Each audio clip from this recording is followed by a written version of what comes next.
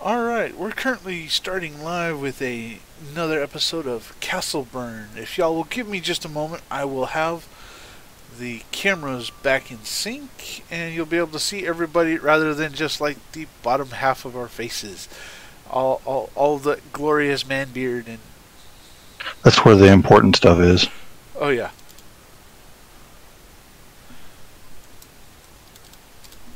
So, we wanted this one. Anyways, thank you guys for joining us. Sorry we haven't had any streams in a while. I've been out of town. We've had real life issues come up. Things have happened. What can I say? There's not much else I can say other than sorry, but not sorry at the same time.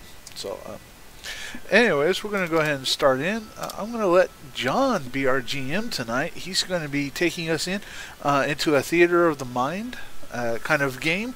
We'll have the dice going. I'll have Roll20 up, but don't be too dependent upon that if you want to stare at it.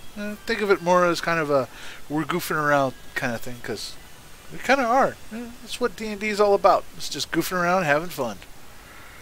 Alright, and John, I will let you have it. Go ahead, it's your show. Okay, we begin with the party at a briefing room at the guards' headquarters in Castleburn. And Sergeant Major Reisman is giving a briefing from the front of the room. He's talking about how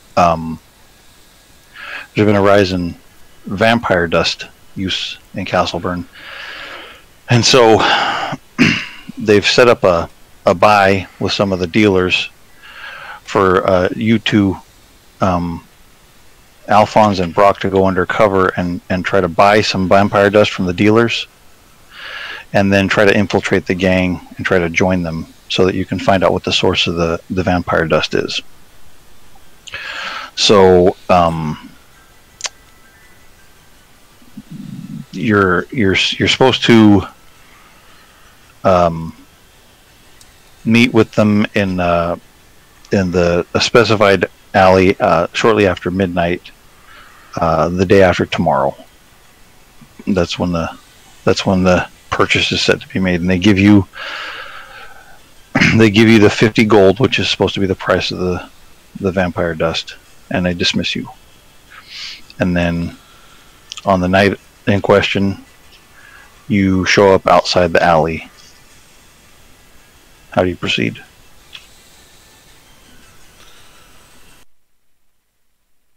Well, Brock doesn't do stealth or quiet very well, or at all. You no need to hide. They're expecting you. On the street. Yeah. Or acting.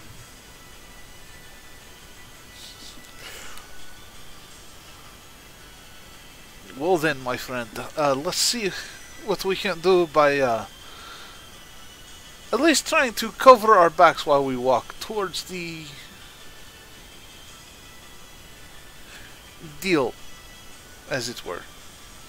We've got at least some sort of subterfuge we need to at least put up. I know it's not your thing, but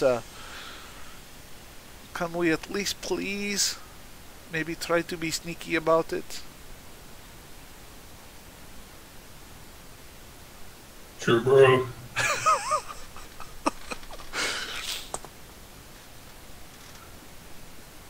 Very well. And then Alphonse will, or Officer Jenkins will just try to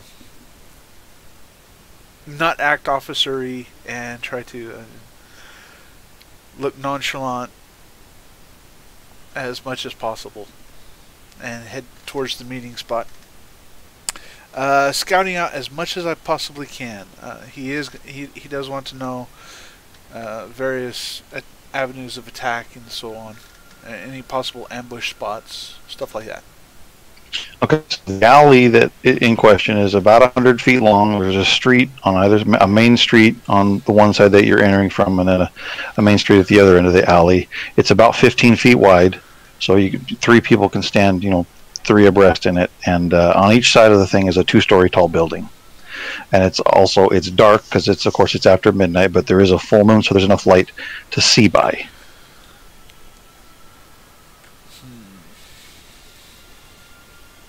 So Brock is in his plain clothes, and which is basically just a loincloth and oil. And oil. A loincloth and oil. Who's up for coconut oil?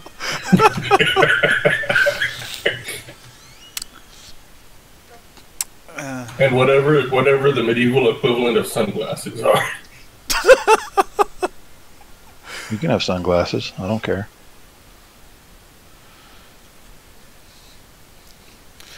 And he's tiptoeing very suspiciously down the alleyway with. You're doing You said you're doing you Kronk's said sneak. tiptoe. You're doing Kronk's tiptoe from the Emperor's New Groove, aren't you? That whole and the whole theme song. Okay, so you've entered the alley then. You're in the alley now. Okay, yeah. Is that what you said, Brock? Wherever Alphonse is going, I'm following him. Trying to. Oh, you're following Alphonse. Okay, Alphonse, I don't know if he said he entered the alleyway or not yet.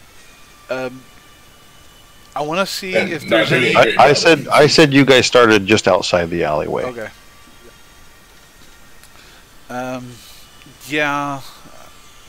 I suppose that would be good to enter the alleyway. Is there anybody up on the, or can I tell if anybody's up on the roof of the buildings on either side? I don't know. I mean, they're basically it's 20 feet up, and they're right here. They're not at a distance, so you couldn't see unless they were looking down over at you. Okay. But you look up and you don't see anybody up on the roofs. Okay. All right, then I will proceed in.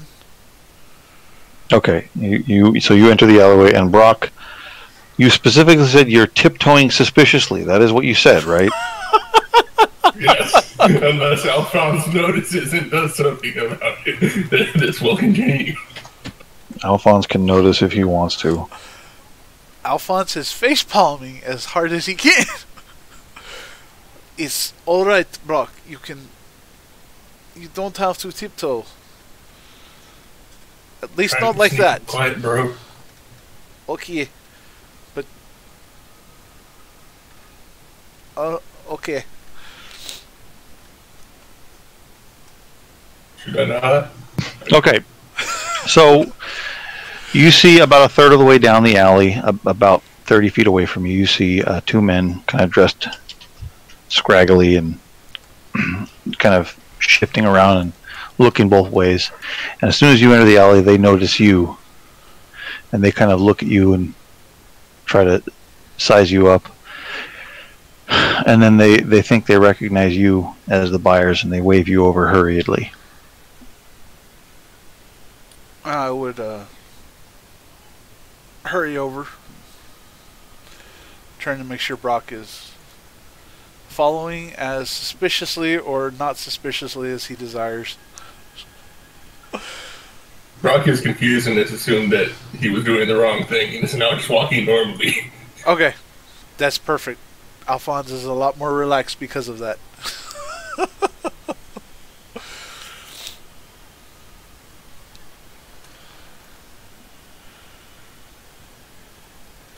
Okay, so do you approach them or what?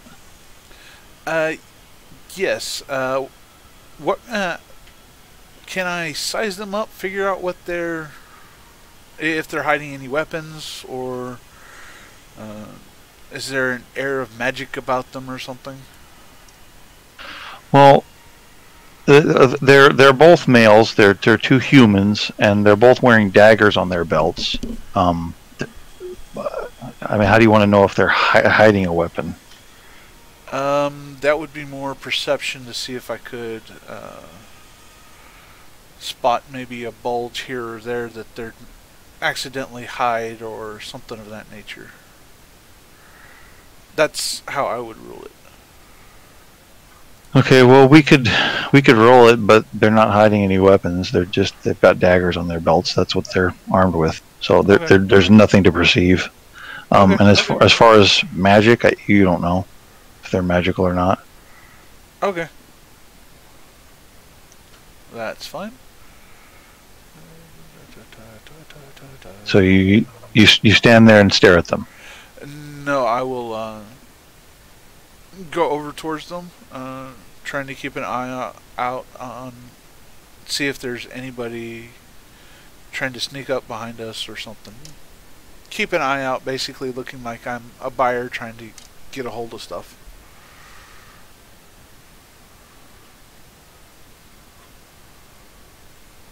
Brock is just following along behind him. Just walking normally. In other words, the image of a dragonborn kind of sneakily, cautiously walking down the hall, or walking down this alley, and behind him is this big dude bro just going, dude. And he's got like a beaming smile on his face too. Like, great mood. Okay, so the taller of the two starts to get impatient with you, and he hisses at you and waves you over impatiently. Okay. Brock develops into a slight jog.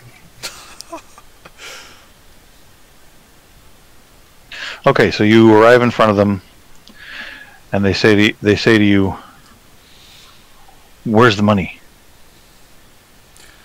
We have money. It's right here. And I will pat a bag on my belt. Where's the merchandise? Okay, the taller one nudges the shorter one, and he reaches into his pouch, and he pulls out a little, sort of like a snuff box, sort of little thing, a little wooden box, and he opens it to show you. And inside you see I don't know what it is. I guess it's a charcoal gray black dust. Okay.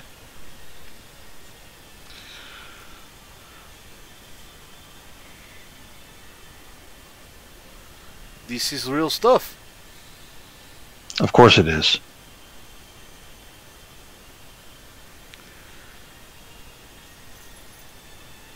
Very well.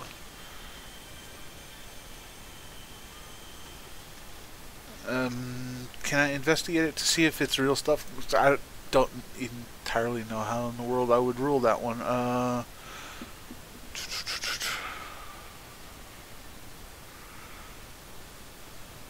I guess I would shoot for an insight check on them to see if they're lying, and that's about how I would rule it, or how I would try to play it. Just try to look and see if they're being deceptive or if... An insight check? Okay. Yeah.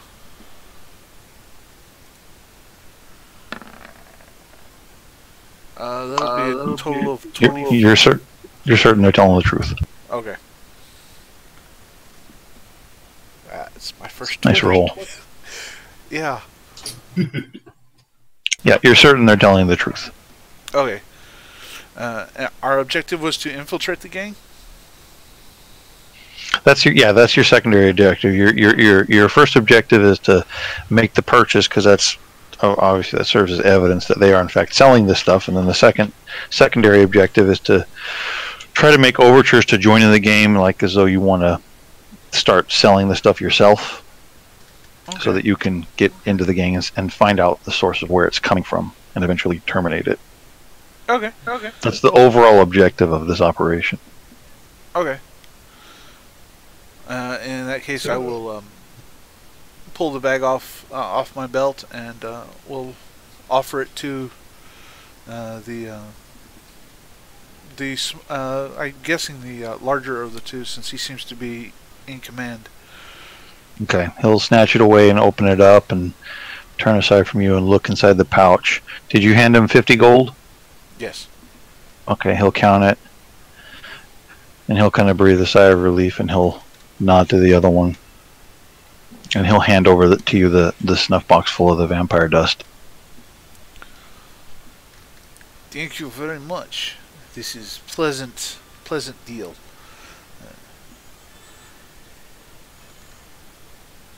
We're finished then. Stuff is good for helping with games. They both look at you quizzically for a moment, like they don't know what you're talking about. And they say, "We're finished there," and they turn to go. Thank you very much. Are you perhaps in need of another vendor to possibly infiltrate another part of city? They stop and turn, look back at you, and then they look at each other, confused. This stuff goes for quite a high price. I'm just looking to make back our money. The tall one seems to consider it for a moment. And then he looks back at you and says, "You'll be contacted." And then they turn to leave the alley. They walk away. Thank you very much.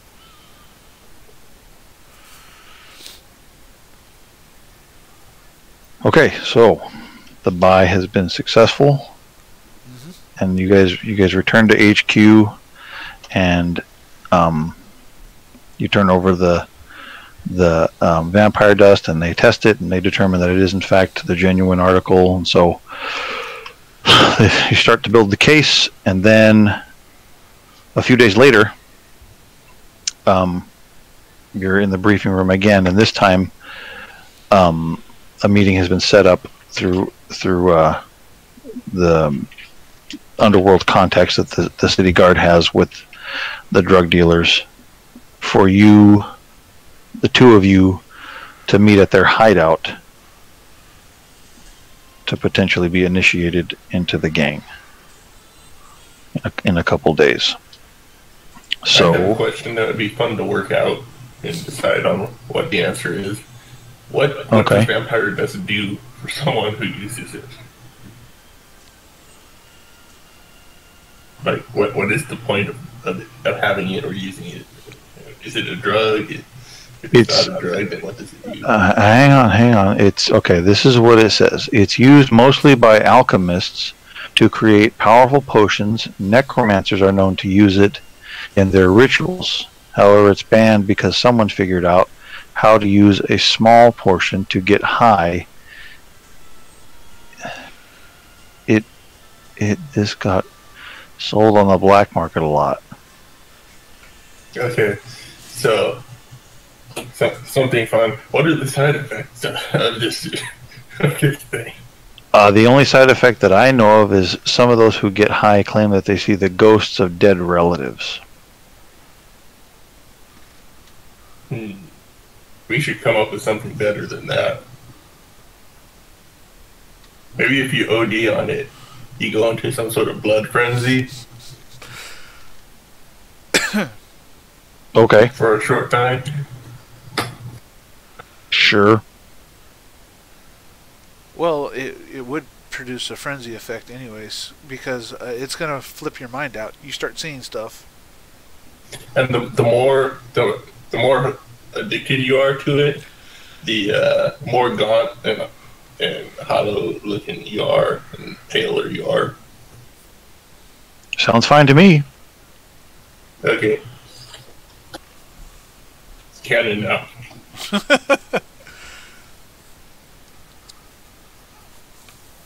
All right, so a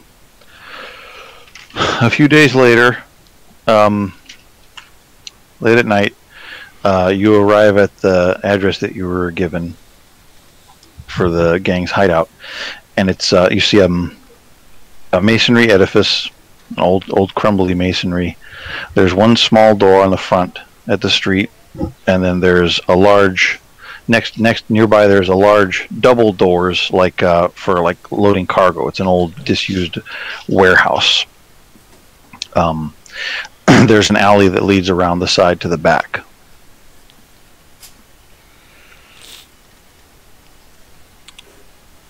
Do we have any details as to whether we're supposed to meet somebody out front or if we're supposed to go out in the back, or any details? You were just given the address. Okay. straight up to the front door to knock then. Okay, so you walk up to the front door and knock? I will let the meathead go ahead and go knock, because he's the meathead. He gets hit first. Okay, so a little sliding window on the door slides open. And then you hear a murmuring voice, and then it slides shut again. And then you hear locks clicking open, and the door opens. And you hear a voice say, "Enter." We'll do, bros. And Brock strides on in. Sounds perfectly fine. And Alphonse will go ahead and slip right behind him. Okay, the door closes behind you, and you find yourself in a spacious warehouse interior with a dirt floor. There's a fire pit in the center with a pot over some low coals, and it's being tended by a man. There's 2 men in bedrolls sleeping nearby the fire, and then there's at the back of the warehouse you can see there's it's about 2 stories tall, this warehouse, and there at the back wall of the warehouse there's sort of a separate little room that looks like it's been added on, and the door leading to it, no windows. And then along the back wall of the warehouse you can see up high near the ceiling there's a row of glass windows, and then there's a catwalk that is next to the windows, and there's a metal ladder that leads up to the catwalk. The man who answered the door looks at you and says, "Come with me." And he takes you to the back room. He walks towards the back room. Okay. Yep, Brock follows along. Brock follows. Alphonse will follow as well. He's gonna just kind of take a look and see, and try to pinpoint any known threats. Anybody who might be a threat, like the guy who's leading them, the guy who's sitting by the fireplace, guards. Just trying to figure out who all's here. Okay, well you can see 4 people. Okay, 4. Where you're at, you can see 4 people. There's the man who opened the door, right? And he's not looking at you. He's assuming that you're following him towards the back room. There's the other man who's near the fire pot, and he's just tending to a pot of brown, whatever's in there, making food, I guess. Yeah. And he's barely paying you any mind. He just glances up at you and then returns to his work. And then the other 2 are, like I said, they're sleeping in bedrolls, so they're asleep. Okay. And you don't see anybody else in the warehouse. Okay. Yeah, with the guy working glances over, Brock just gives him a nod.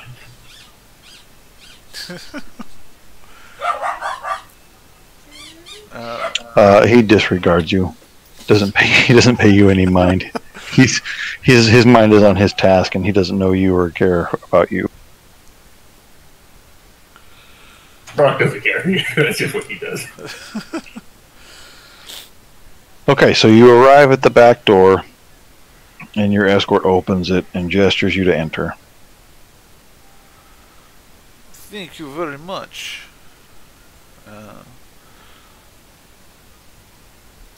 Does this room look like it has is a trap room or any? No, you don't see any traps. Inside you see a man.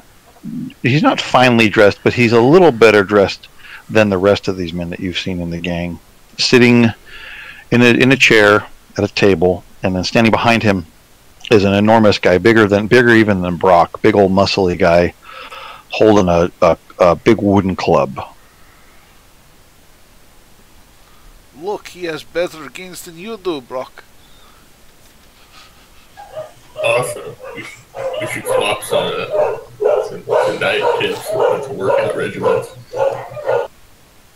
I bet you have good conversation with him. And then I will proceed into the room. Okay. The big. I'm sorry. Did I say he has a club? He has an axe. My mistake. Okay. The guy with the axe just glares at both of you the whole time, but the other man, the seated man, he's smiling, and he invites you in and says, "Please come in." Thank you. Thank you very much.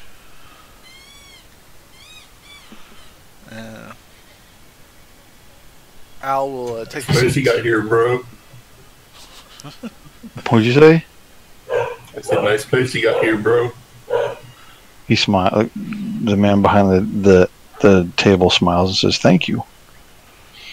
My name is Jefferson. I'm the leader of this gang. I'm told that you're interested in selling our wares. Is that correct?" That is correct.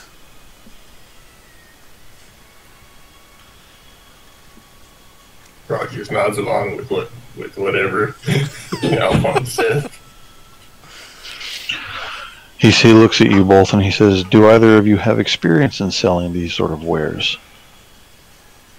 Not these particular wares, but I learned fast. Why do you have an interest in selling this vampire dust? It makes money. It's an on-demand commodity that I would like to seize into the profit margin, so to say. Okay, you notice a glint in his eye and his smile gets a little bit wider and toothier. He says, "Well spoken, that's why I got into this business." And then he laughs, but it's a humorless laugh. And then he gestures to the two chairs in front of the table and invites you to please sit down. I will go ahead and sit. Brock squats down in the middle of the air like he's sitting, but doesn't actually sit down.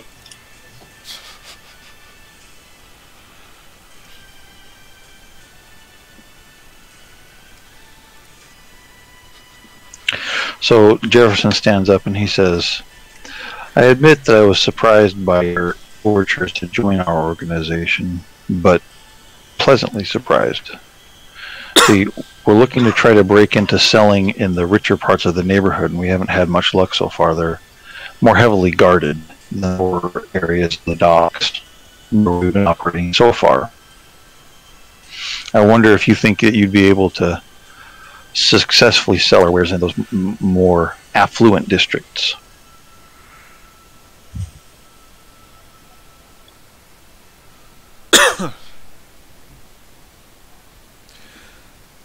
Well, that is the plan anyways. I'm afraid I do not have contacts there, but there are many elves in that area that trust the Dragonborn. Well, that's very good.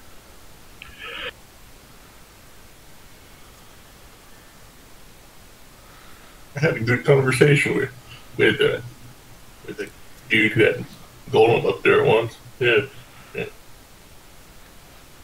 Not all bad, crazy people. Golems, you say? Interesting. Yeah, he made a shop up here out of thin air. It's interesting. He made a what? Yeah, it was weird, bro. Thought I was on something. Are you sure you weren't? Pretty sure.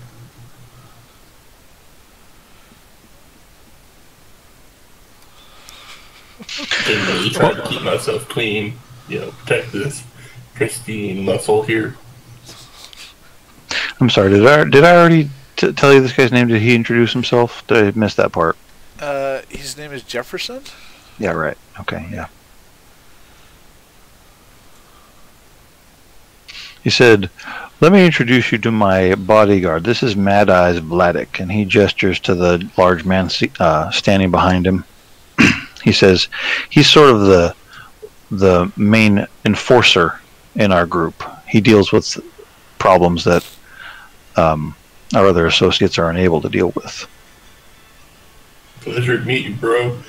I can see you've got some very impressive gains there.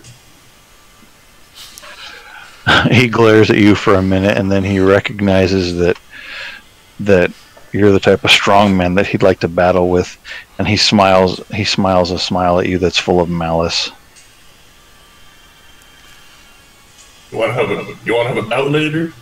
He says nothing. He just continues to grin at you hatefully. Greetings, I am Aloysius. It's a pleasure to meet you.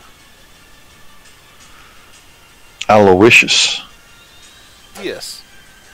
And your friend? I'm Greg.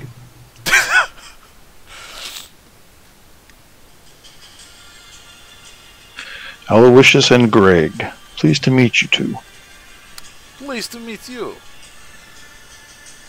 You've already met Vladislav, the man who escorted you to my office.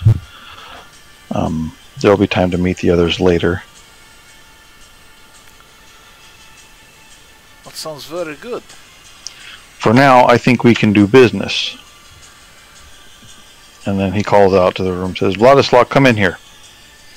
And the door opens, and the man who escorted you, who answered the door, comes in. Says, yes.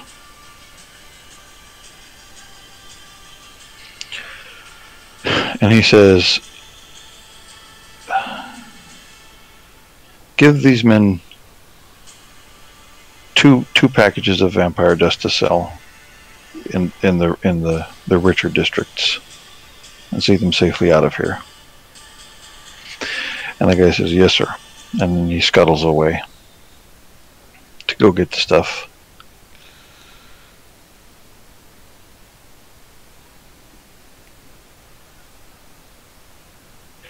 And then he looks at you and he says, our price for this is the same as your initial buy, 50 pieces of gold per box.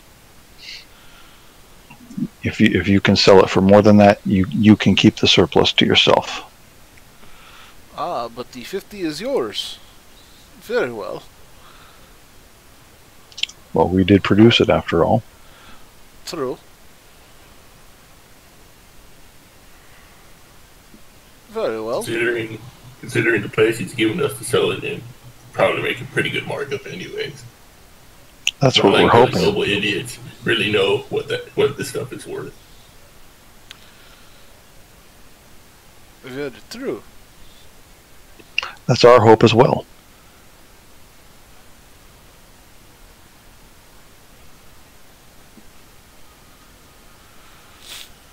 A few moments later, the door opens back up. The man comes back in, and he places the two more boxes of vampire dust on the desk, and then looks to Jefferson for additional instructions, and he just waves him away. Says that'll be all. So he goes back outside. He said, "Well, gentlemen, I think we have an understanding." Sounds like we do. It is a pleasure doing business with you. Let's hope so. And one more thing. If you betray us, if you sell us out, if you try to steal from us, and he gestures to Vladik behind him. The point is made. I do not wish to be paced in any form. He gestures to Vladik, and Vladik reaches down, picks up an iron bar, and just bends it in front of you with his brute strength. Oh, now that is almost challenge. Yes, bro. He smiles again with even more malice and hate in his smile. We should get in contact sometime to have a bout.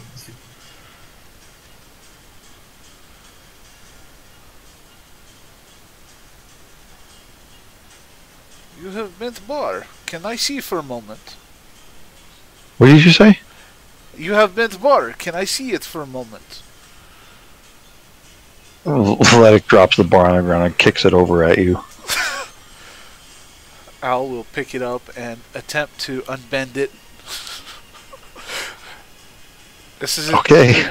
It's completely in character because this fits with some of his flaws. He's got to show off his strength, all 13 of it. The dummy. Give me a strength roll. Oh, that's an 18. That's better than I thought. Here's the skinny. If you had gotten a 20, you'd have been able to straighten it about 2 degrees. As it is, it doesn't budge. Okay. Come on, bro. I told you. Man, you don't listen to any of my advice on games. Why would you try that, man? Well, I spend more time trying to make sure I'm dexterous and capable of dodging and such, but Take care of both. True. But you know me, I've got to make sure that I can handle my bow better than most. Jefferson says, I think we're done here. Take that iron bar with you if you'd like. Keep it as a reminder. Well, thank you very much. Brock will take it, and on the way out, he's going to try and bend it too. Back into whatever position it was.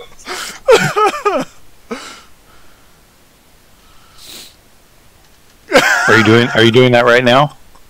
Yeah, as we were turning to walk out with the iron bar. Okay. Make your strength check. All right, it's pretty tough. It's pretty tough. So be very careful. That's a 19. Uh-oh. Oh wait, I forgot to. Oh wait, no, that's saving throws. What? I got a 19. Yeah. You have a 4 in strength? Yeah. Yeah, I have a plus 4 to strength. Yeah, which puts his score up to what, an 18? 18. Okay. Iron being iron, it's not. I mean, there's some give to it, so you're able to flex it a little bit, but not past the point of elasticity where it stays. It's like basically like a spring, sort of. You can straighten it a little bit, but then it just compresses back to its bent shape. I have a feeling he is tougher than we realize. Anyways, looks like you need to work on your gains. Always and forever, bro.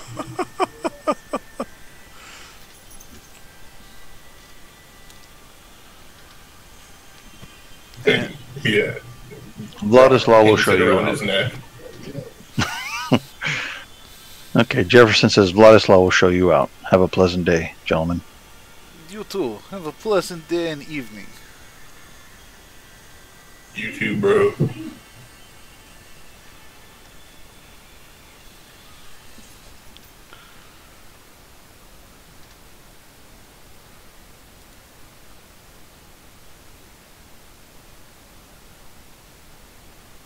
Okay, so you leave the warehouse and then you head back to the guard HQ. Do you want to role play anything, or do you just want to go back there? Well, the entire time Vlad is taking us out, Brock is trying to convince him to work out with him or spar with him. Okay, he just says no, like doesn't elaborate, just terse no.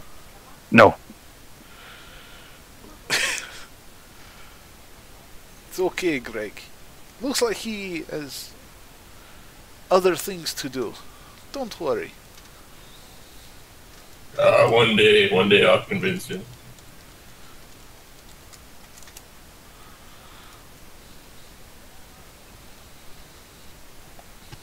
Okay, so you arrive back at HQ. You turn over the two additional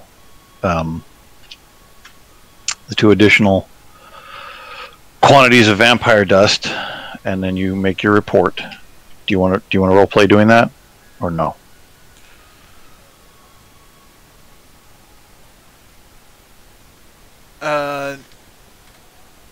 Don't think so. I would add that we do of the location that he wanted us to sell the dust in. Okay, that's noted.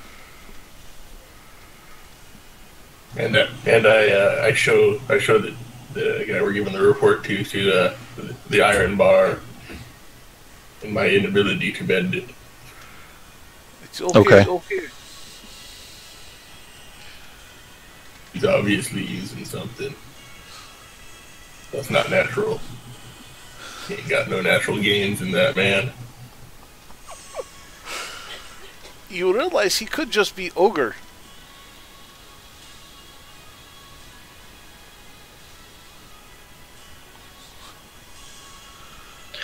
Okay, so now we know the location of their hideout. We're ready to stage a raid. So the rest of the party comes to the briefing. Everybody's there. Whose names I don't remember. I don't remember any of our characters' names because they're not right here in front of me. Okay. It's completely understandable. Da, da, da, da, da. There's Casadius. Yeah, Casadius and Kira are there. Goodwin and Baldwin Underfoot are both there. Trillin is there, and Nora's there. Everybody's here, and we're making a plan to raid the warehouse. Okay.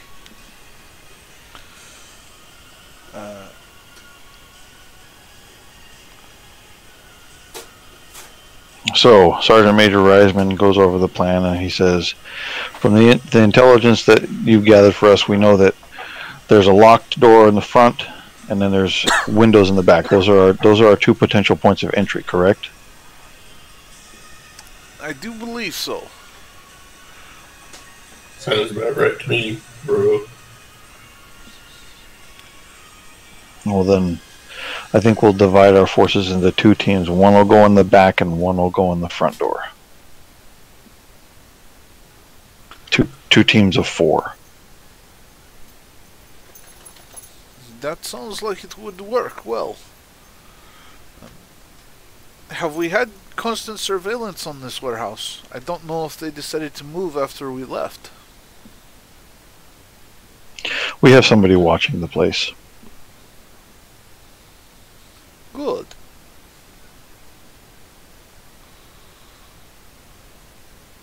That will make things easier. I think Okay. when we find the big guy, we should hold off for make sure we got some fire support on that. And if anyone's gonna face him head on, should be me.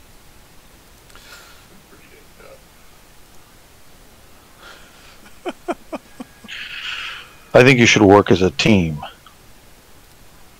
Obviously. and take them down together. It would be best to take him down as a team. It means we can eliminate a threat quicker than if we went head to head. All I'm saying is that no one else should get in a fist fight with it. Okay, so the plan is for Alphonse and Brock Lucky to go in the front door with Nora and Trillin, and then Casadius and Kira and Baldwin and Goodwin will enter through the back, through the windows. And that way that you can hit them from both sides and hopefully catch them by surprise. Any objections? No. Sounds good to me. Okay, the raid is scheduled for tomorrow night. Make sure you make use of your sending stones to coordinate the attack, and best of luck. Your objectives are to effect the arrest, the capture of all the gang members, and to confiscate any vampire dust, money, weapons, or other drug paraphernalia that you find.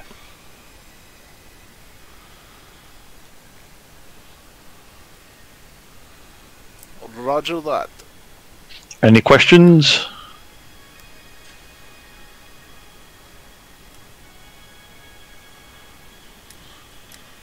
None No, off I the think top we're of good, my bro. head. What did you say, Alphonse? None off the top of my head. Then you're dismissed. Good luck. Hopefully we don't get flattened or bent out of shape. Okay, does anyone need to take a break?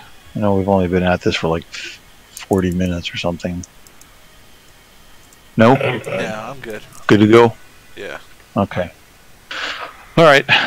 Then the following night comes around and y'all meet up in an alleyway across the street from the warehouse, prepare your raid and get ready to get in position.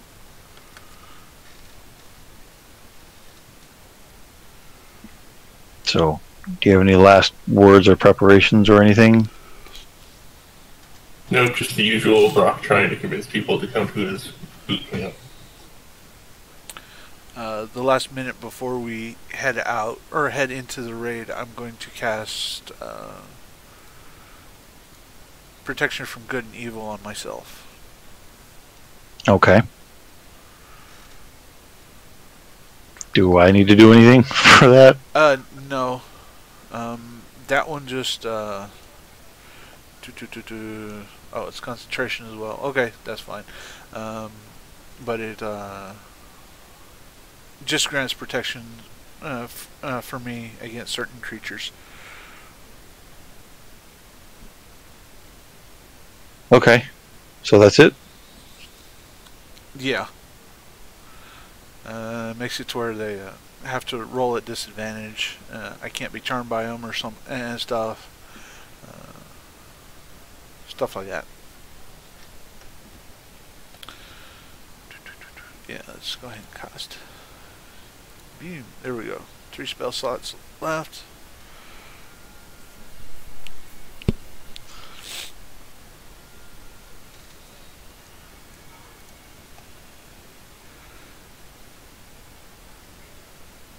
Yeah, that'll affect the first 10 minutes or so, or 9 minutes of combat, so that'll work.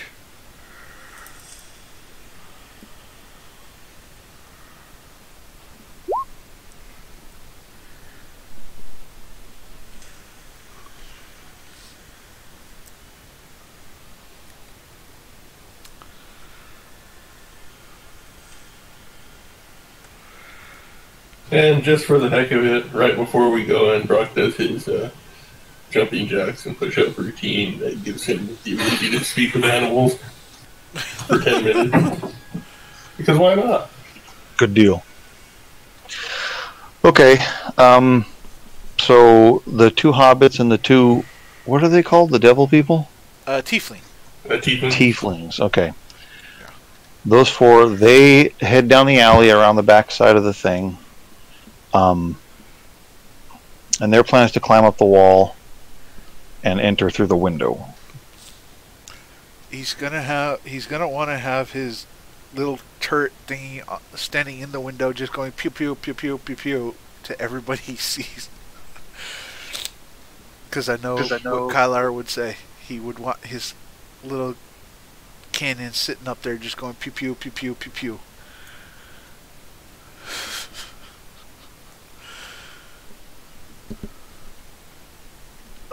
Okay, for playing these guys as NPCs, I'm just gonna.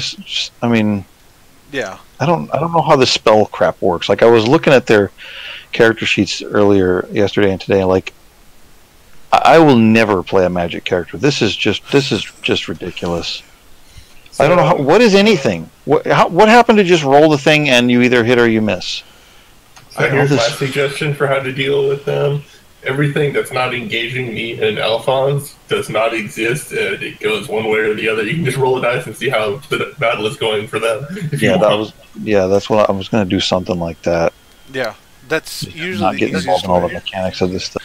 Anyway, okay, so they are ready to go at the back when you guys say. Okay. How are you going to proceed with this? Are you going to do a smash bang thing, or are you going to try to sneak in?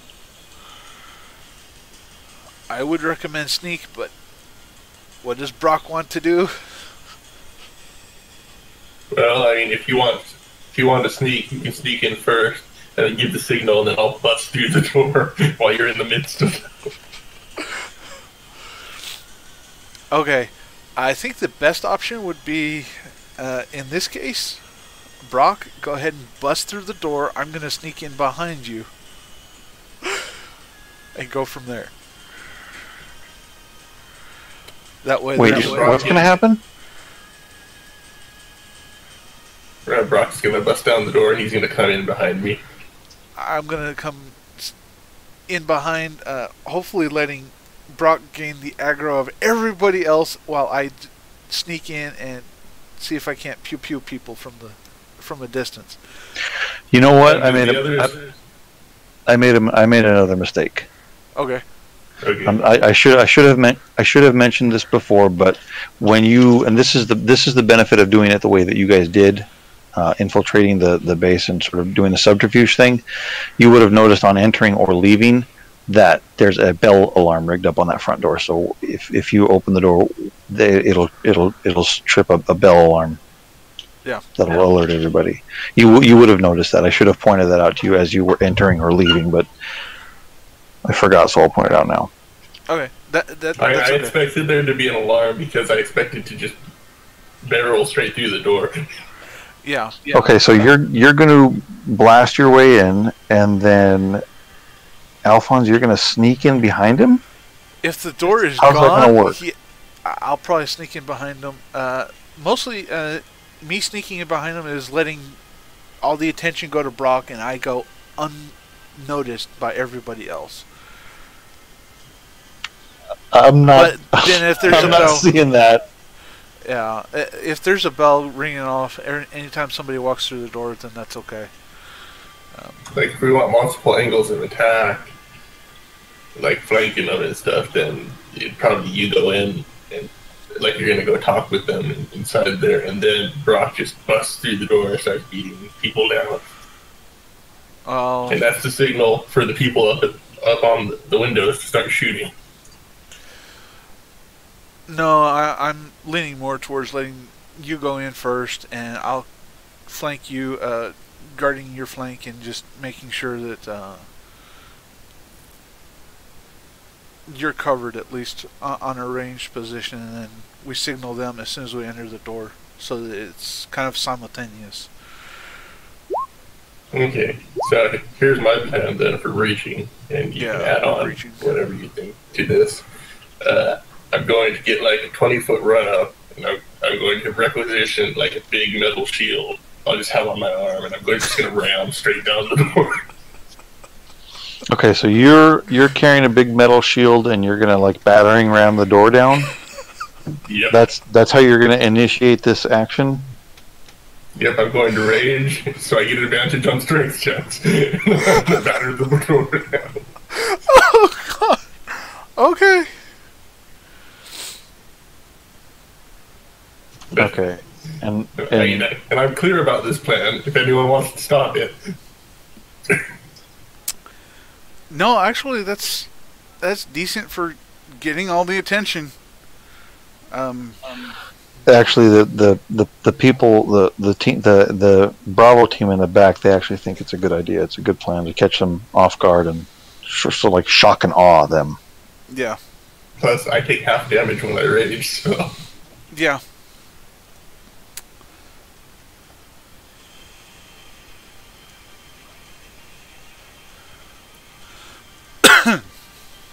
The advantage to this is I also get a +2 to my armor class if I have a shield. And normally, Brock isn't the sort to wear a shield, but this is an excuse to have a shield on him. So what is your AC then? My AC goes up to a 17 with the shield. Give me a +2, I believe. Don't you lose your unarmored defense with the shield? I don't believe with a shield I lose unarmored defense.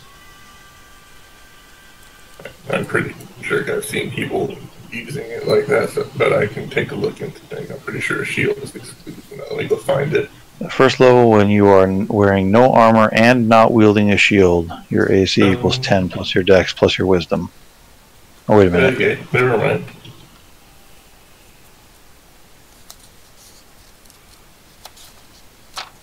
So yeah, I'll just drop the shield immediately upon battering the door down then. Okay. Okay. Actually, what is the normal way to calculate armor class?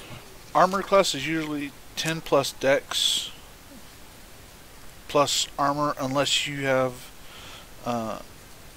heavy armor, in which case your dex gets reduced. Like if you have heavy plate armor that reduces your dexterity of 3 to 2, you only get 2 from your dexterity plus the armor from the plate.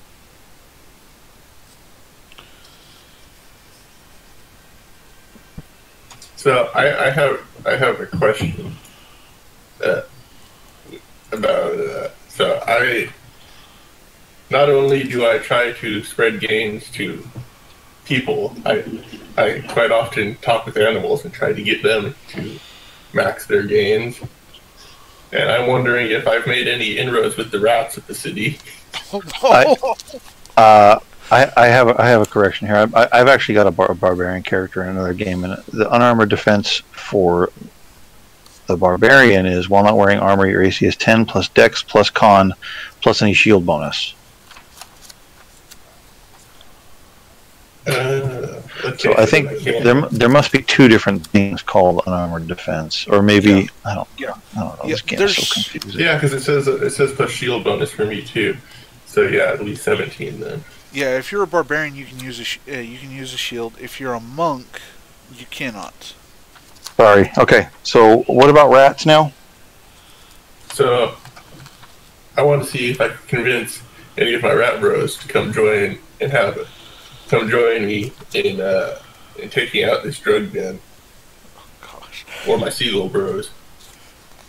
Is this something you just thunk up now, or is this something that this came up in a previous? Combination of both. You know, I do like the first time I interacted with an animal, I did decide that I talk with them and I tried to get them to do games and stuff and I kind of acted like it. How much they like me?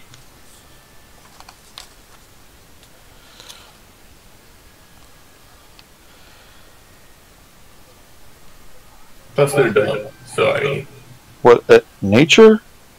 Animal handling? I don't even know. Roll deception against it'd probably be animal handling or persuasion. No, this would be animal handling. Okay. Like a bonus for being able to talk Yeah. to them with like +1. Roll animal handling. Roll a 15 on animal handling.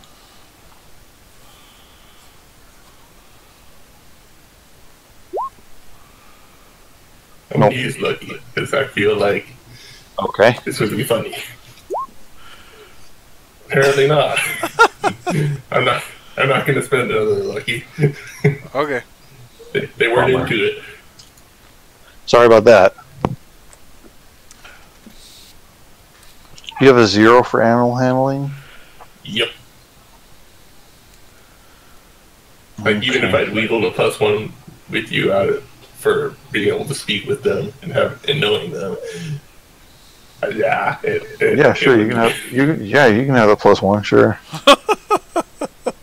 It does nothing. Sorry. So okay. So all right. So that's your plan, right? Is everybody ready to go? Yep. Okay. Charging in the front door. Brock, you psych yourself up, you pound yourself on the chest, and then you run across the street bellowing, and you put your shield up, and you... Maximum gain, yes. As I charge across the street. And then you smash into the door, and I need... Roll 12 for strength with advantage because you got the big metal shield helping you. Well, I already have advantage because I am raging, which gives me advantage on strength rolls. Okay. Lucky, I'm not letting that happen. Oh. No. Wait a minute. What did I say? 12. You got a 12. No, I didn't. I got a 6. You got a 6. Well, with advantage though. You got a 12. The advantage would be an 8. Oh, I got an 8. Is that already included? Yeah, the advantage stuff is already included in this one. Yeah. Ooh. Yeah, so if you want it, you need to go lucky, man. Yeah, I already planned on it. That's why I saved my luckies. And the next one is a nat 20. Door just flies off its hinges. I hope it smacks someone and knocks them Okay. down. No, yes, it does. The door flies off its hinges. It splinters into several pieces, and you're standing there inside the warehouse, and you can see it's much the same as it was when you were here before. There's a fire pit in the middle of the dirt floor, and there's a guy who was making some soup, but he's now knocked down, laying on the ground, holding his head, a bleeding wound on his head. And there's 4 men who are now sitting up from their bedrolls and kind of gather around the fire there, So when and looking around to see what's happening. Yeah, when I bust in, what was the name of the bodyguard dude? Like Vlad or something? Vladislav. Yeah, I bellow out, Vladislav, let's have a bout, bro. Oh, gosh. I'm trying to confuse it. I'm trying to confuse them. Love this because I was really going at that, trying to get him to have like a boxing match with me. Okay, so roll initiative.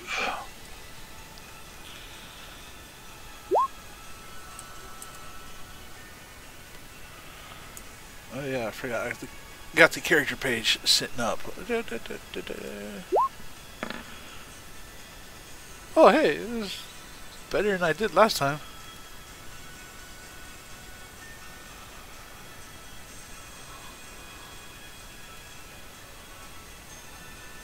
Puts me at a 15. Yay.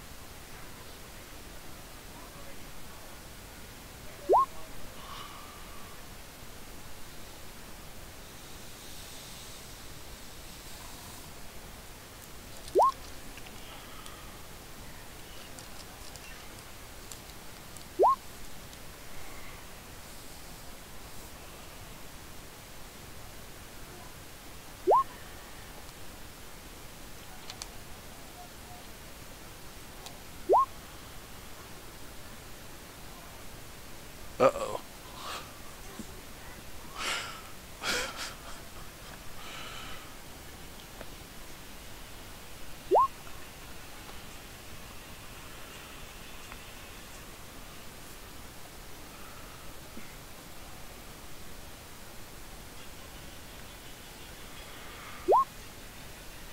Okay, give me a second to write all this stuff down because I don't have an initiative tracker.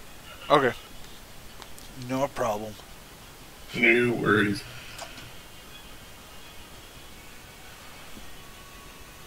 Basically, I've just rammed the door down and said, "Fight me, bro." Yeah, pretty much. Okay, so you guys go second and third, though, right? Yeah, you guys go second and third. Yeah, we should go like right next to each, or right after each other. And I don't know what everybody's dex bonus is for this, and I don't care. They're getting the rolls that they got. Okay.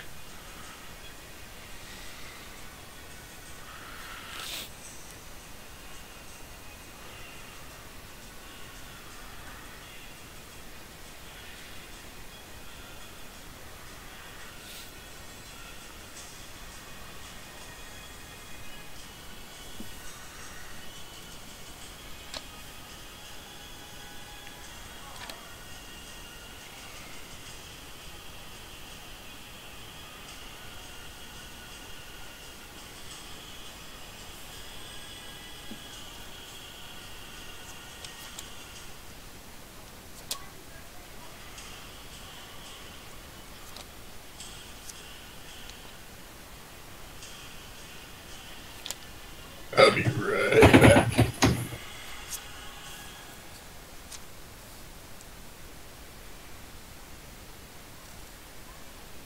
Okay, we'll wait for Brock to get back because we're gonna do a surprise round on these guys. Yeah.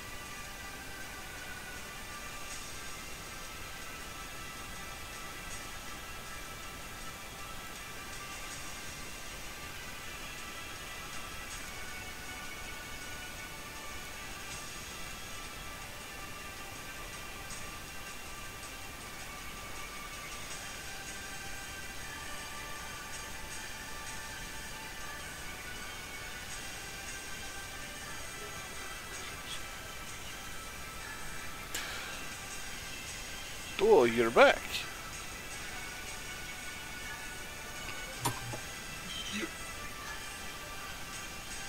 Okay, so the guards get us a surprise round because the bad guys are surprised. So Brock, it's your turn.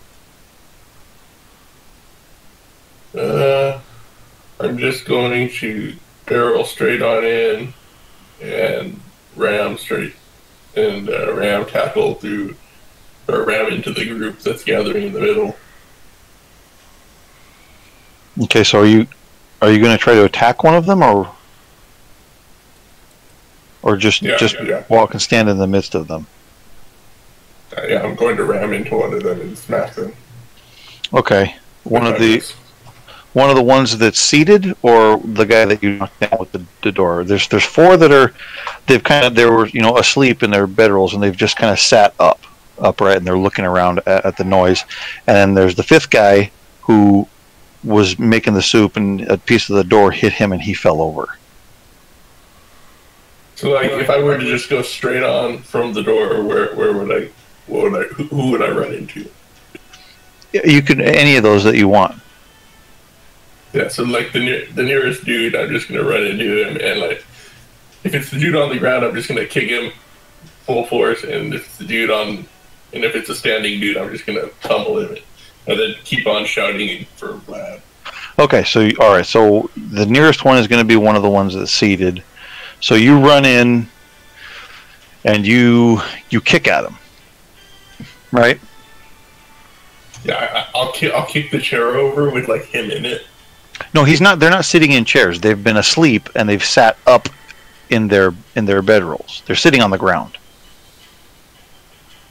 They're not in chairs. Like, dude's in bed. You're I'll be kicking like, a dude that's in Get bed. one out here. Yeah, I'll do that. I'll just be like, get one out here.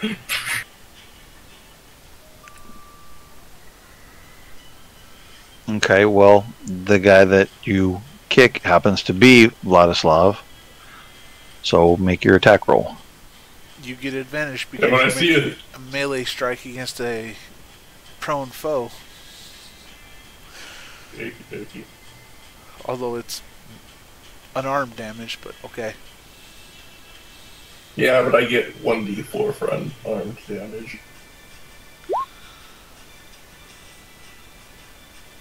That hit. 21, yes, that hits.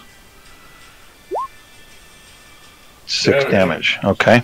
So you kick him and he falls over and tries to shield himself with his arms, and he yells out and says, "Ah!" shouts in pain and kind of rolls over out of his bedroll. Okay. Is that going to be the end of your turn? I don't believe there's anything else I can do. Let me just make certain of that.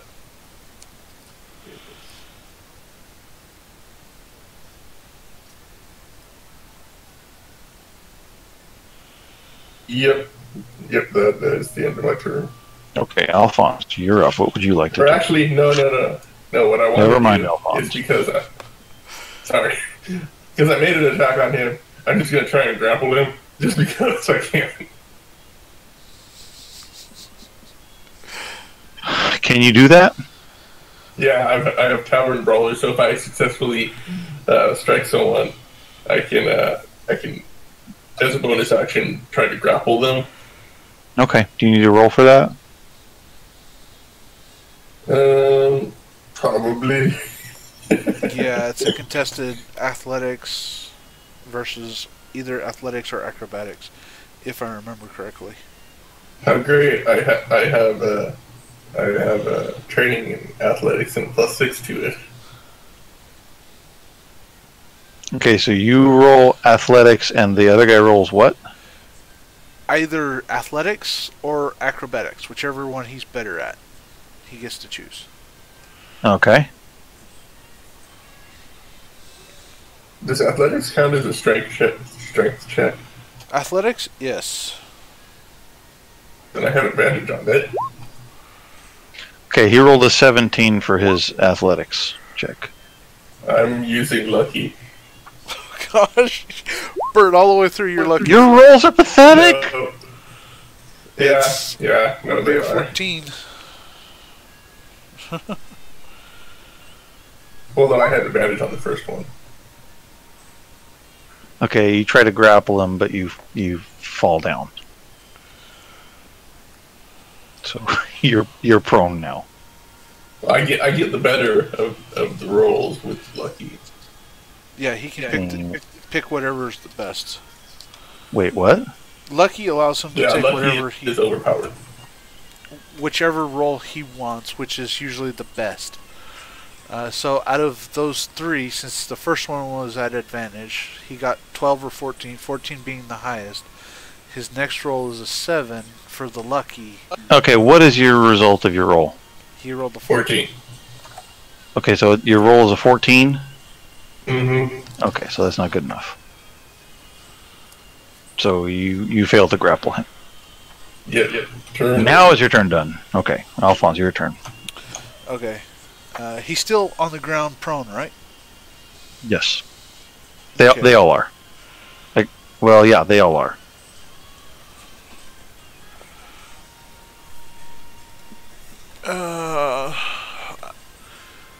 Ooh. That's a good...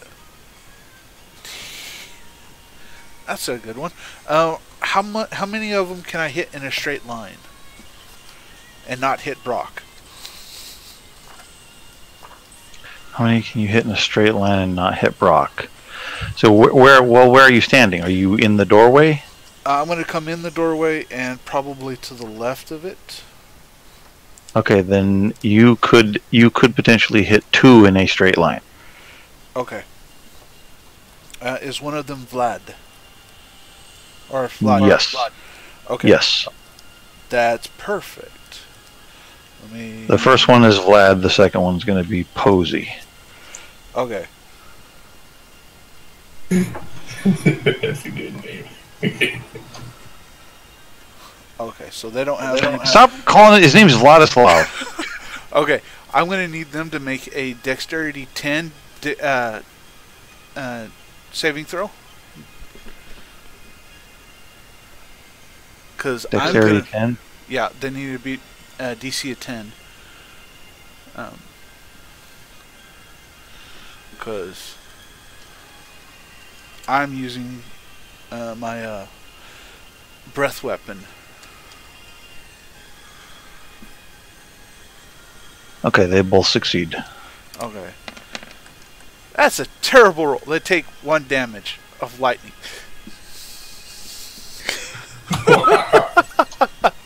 That's terrible.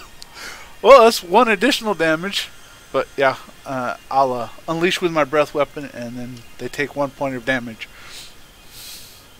At least Okay. I only whiffed on my grapple. Okay. Let's see. Okay, so neither one of you announced that you are the guards and that they're under arrest. Fine. So Not yet. Cassadius. So Cassadius. Okay, so I'm going to say that the 4 in the back they all entered simultaneously with Brock's smash and awe tactic.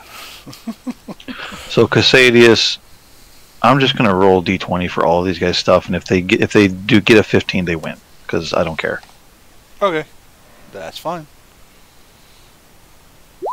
Okay, so Cassadius shoots with his turret and misses. Kira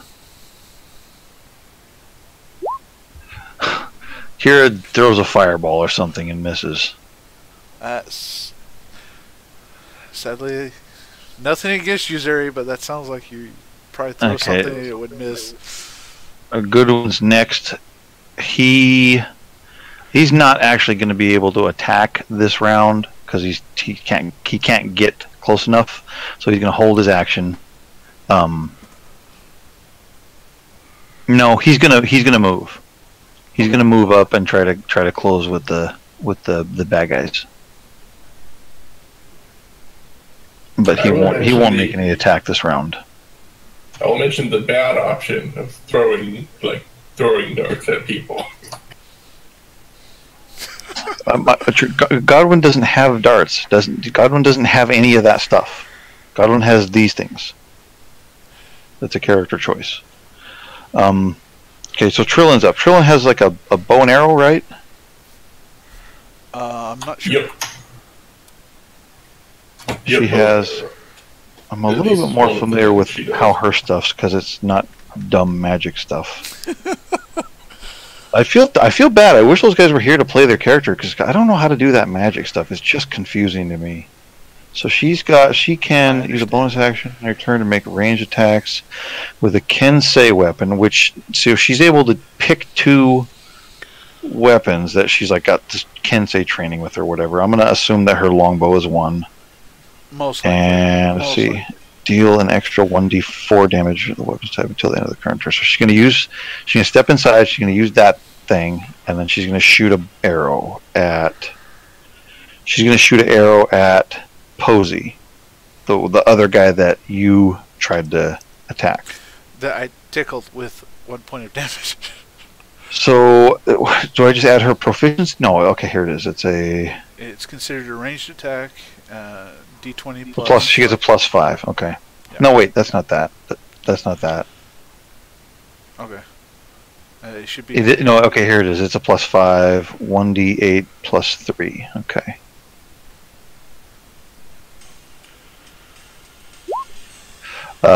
That is good enough for a hit.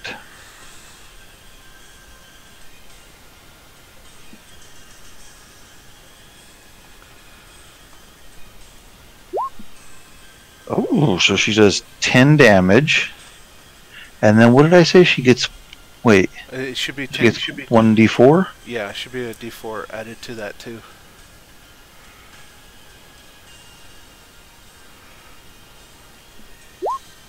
Okay, so Trillin shoots at the guy, and she does 11 damage to Posey. And I don't know her character well enough to know if she'd do anything else, but that's her turn, I think. Okay. So now it's Mad Eye's turn next. He does nothing. And now it's Baldwin's turn. Baldwin is going to run. He's not going to attack this turn. He's going to run up, and he and Godwin are going to do like a cool kung fu, like double dragons sort of move on some guys. Okay. And now it's Grinnin Jefferson's turn. Wait a minute. No, I'm sorry. These guys don't get a turn. We're on surprise round. Never mind. So Mad Eyes doesn't do anything because he doesn't get a turn this round. It is Jefferson, and the last person is Nora. Nora's with you guys, and I don't know. She does a magic. Okay. And she doesn't get a 15, so her magic doesn't work. Okay. Darn it. So, okay, now we're back. I'm really sorry, you guys, if you're watching this and furious with me, but I don't know how your magic stuff works. It's intimidating. That's okay. Anyway, now, back to the top of the turn order. Now it's the Thug's turn. So, what's getting up? Is that a move action? It's half a movement. Half movement. Yep. So if they have like 30 movement, they spend 15 getting up. Okay, so the 5 out in the room with you guys, the thugs. Vladislav gets up, and he says, "Franco, Posey, Maggot, Sherm, get up! We're under attack, boss! Hey, it's those new guys! They're here attacking us! We've been betrayed!" And then, fight me, bro. that's so they all pull out their weapons, and they let's see, Vladislav and Posey are the two guys that are nearest to Brock, so they'll attack him.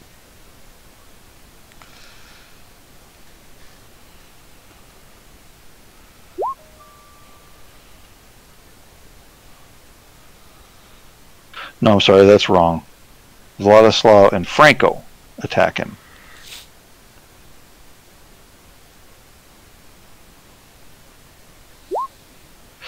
Not good. Okay, so Vladislav swings a dagger at you and he misses. And then Hendrik pulls out, or Hendrik, I'm sorry, I changed their names and I forgot to cross it out. Franco pulls out a great club and he swings it and you just duck underneath it. And then Posey, he has a bow, so he's gonna shoot at Trillin. Okay. Yep. Not going well for the home team. He misses with his bow. I don't know what her AC is, but it's not 9. Yeah, her base AC should be 10 plus. If she's a monk, probably 10 plus Dex plus Wisdom, so she's probably sporting quite a bit. So, and then the last two guys, Maggot and Sherm, they will pull out their daggers and they will run at you, Alphonse, and they will attack. They will try to stab you with their daggers. Okay, this is gonna hurt. Okay, one of them manages to hit you with your, I think, right? 21? Yeah. Does that hit? Yeah. 21 hits. Oh, yes. Is he a celestial? Where was it? Was it celestial, fiend, aberration, elemental, fey, fiend, or undead? He's just a dude. He's just a man. Normal human dude. So, okay. So he does 1 damage to you with his dagger. I still have to roll. Really? I still have to roll a Constitution saving throw for this, too. For what?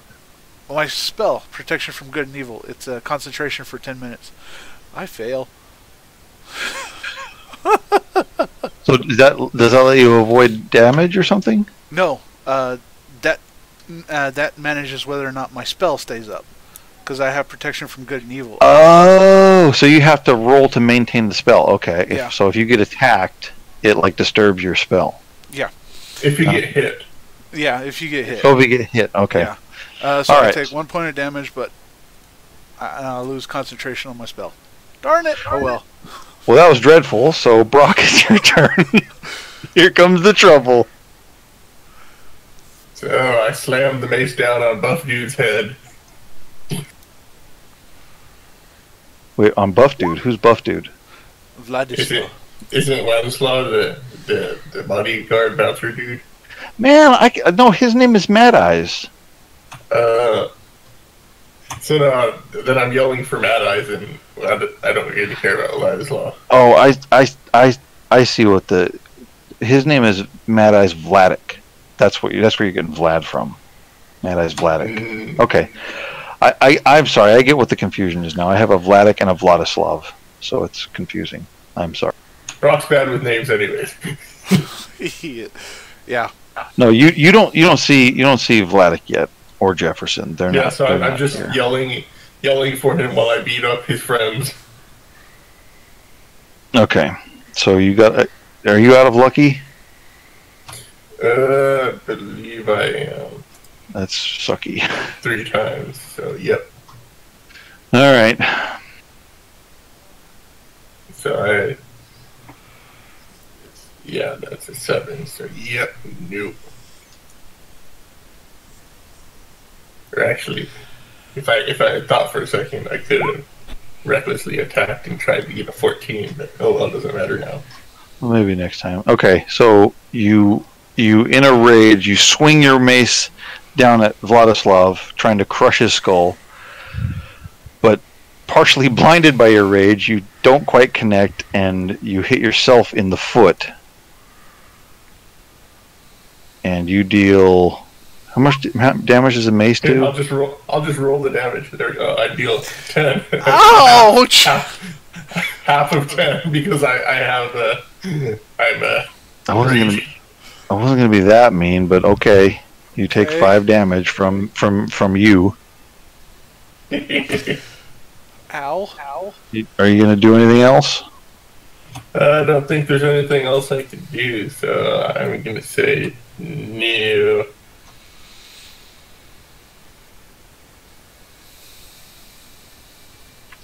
Okay, Alphonse, it's your turn.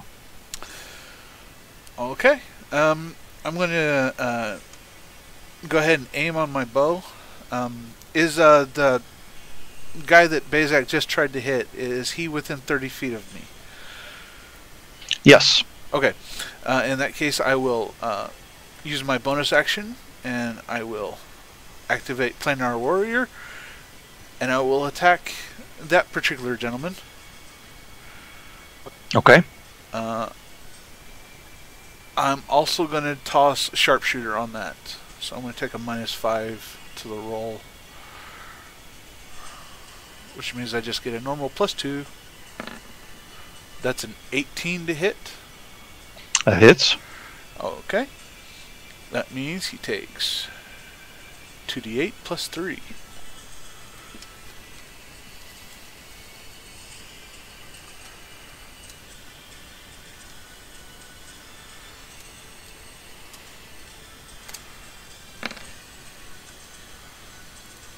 Okay, he takes 10 damage, which is kind of bleh. Okay. But it's all force damage on that one, so. You said that you were attacking the guy that hit Brock. Yeah, that Brock was attempting to hit. Brock was attempting to hit. Okay. Yeah. So he takes 10 force damage. As an arrow. It's just magic damage. Yeah. So it just punches through resistances, basically. Well, he doesn't. He's wearing his shirt, so. Yeah. Well, this is You like do- for special cases and such. So 10 Basically, damage. think someone getting hit with like a battering ram, except of just pure force. This game has way too many damage types. Yep. Anyway, Yeah. What else, Alphonse? And there's 2 guys near me. Yes, there's 2 guys standing right in front of you.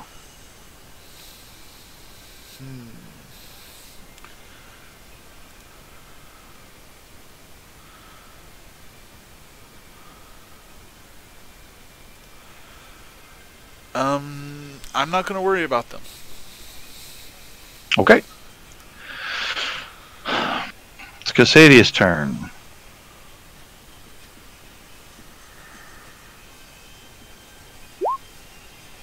Casadia fails again. Ooh. Kira. Oh, Kira does a thing. Kira does Ooh, neat. She shoots a magic at Franco and hits him for some damage. Melts his face off. Okay, it's Goodwin's turn, so Goodwin will run up to Posey, so he's kind of in the mix now with the 3 guys and Brock, and he will punchify Posey. Oh no! Oh, this is gonna sting. So he knocks Posey out. He knocks Posey out. Posey is down. He's done. Because he's attacking the same guy that I think that you hit with your arrow. Okay. No, I don't remember who did that. Anyway, he knocked that guy down. And then that's his turn. Now it's Trillin's turn. Trillin, she sees the 2 guys that are attacking you, Alphonse, and so she's going to draw another arrow and fire at one of them.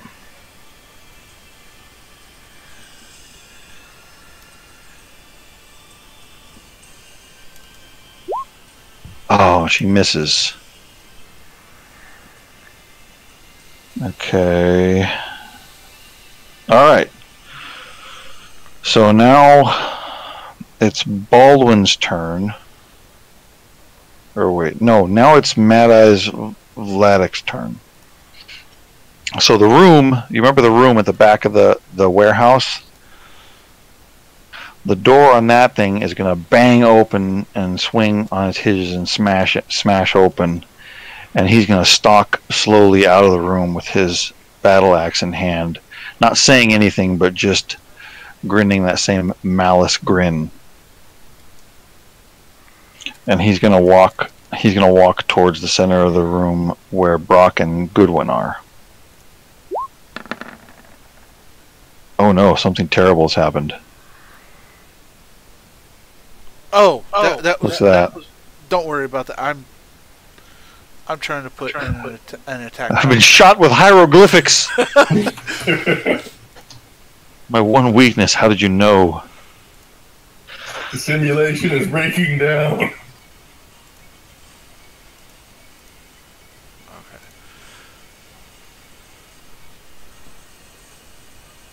It broke hard, Okay. which is weird. That's weird. Okay, so Baldwin, seeing him come out, will turn and run at Vladik and do him a punch.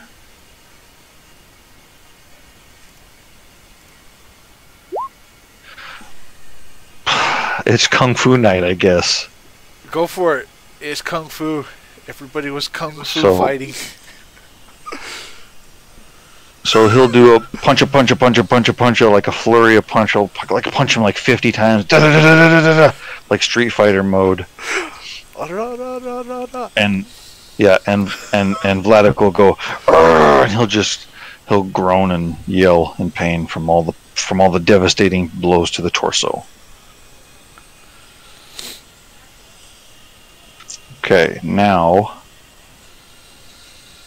it's Jefferson's turn, and he will emerge from the room as well, and he will shout to the men, "Kill the intruders!"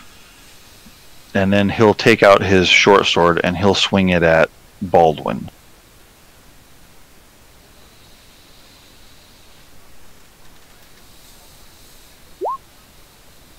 And I think Baldwin's quite a bit higher than that, so that he'll miss with his sword attack. And then it's Nora's turn, and she will do a magic at one of the guys that's fighting, that's attacking Alphonse.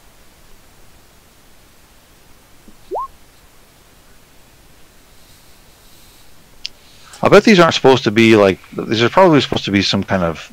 There's probably some magics that you could do without rolling d20. That they're gonna. These players are gonna be furious when they watch this. My character was all crap, and they're right to be angry. And I'm sorry. It's okay. But if they were here, they could have controlled their own characters. Yeah.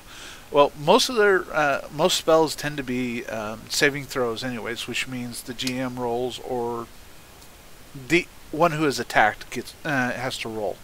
So I'm doing my best, you guys. I'm sorry. I'm just trying to keep the game moving along. Okay, so that's the end of the turn order. It's the Thug's turn again. So one of them is down. Posey is out. He has had the hell kung fu out of him by Goodwin. So next it's going to be Vladislav and Franco again are going to attack.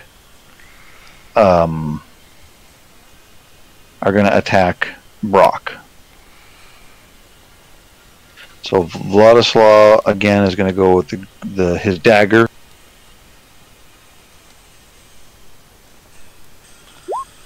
And he'll miss.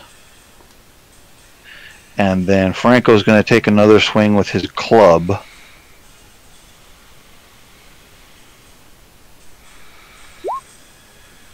He'll miss, I think, probably, yeah. Yeah. I just like to imagine that it's just bouncing off my impressive muscles. Yeah, sure. And oil. The dagger maybe not, but the great club, he just hits you in your bicep and you're all flex, and it's all no. Oh gosh. You're just flexing, all glistening, smiling. Oh gosh. Okay. What happens is the dagger hits my shield because he's on that side. Okay. So then Maggot and Sherm, they will again attempt to attack. They'll attempt to attack Alphonse.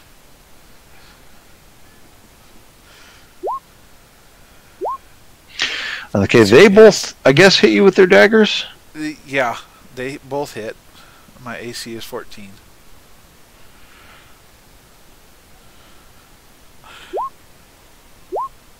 And they both deal 3 damage, so you take a total of 6 damage from them. That's not too bad. Stings, but okay. Do you need to do your thingy again? No, because it failed. I don't have it up yet.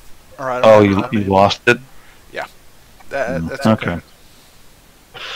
Alright, now we're back to magic fail times. Stadius with his turret shootings.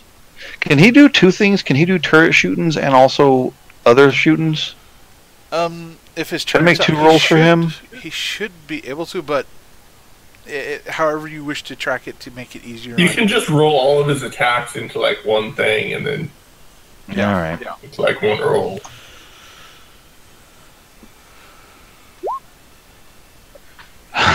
He's can't hit anything.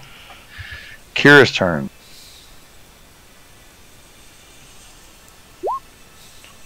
Okay, Kira hits Franco with her magic shoots.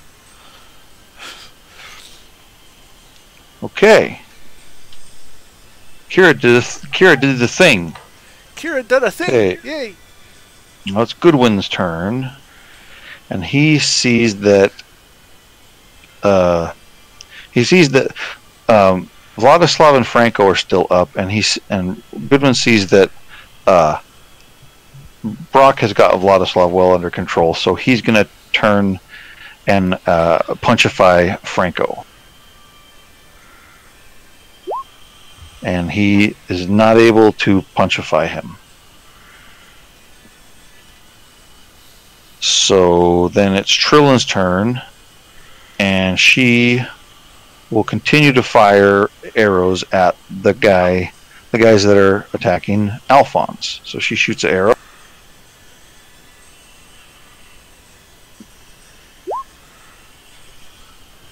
And that doesn't succeed. That's okay. This is just everybody's failing. You guys are failing at stuff. The bad guys are failing at stuff.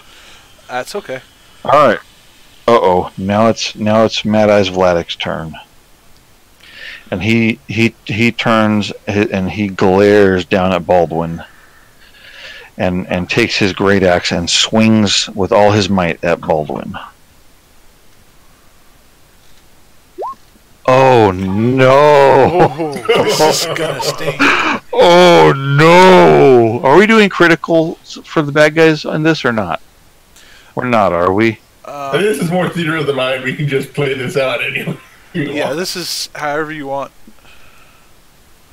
And this can be, the timeline for this can be whatever. So you can just be in the hospital for a few weeks before whatever happened for the next time. Okay, so I'm not doing critical on this because I don't want to. So okay. he slashes Baldwin right across the chest with his great axe and does 7 damage.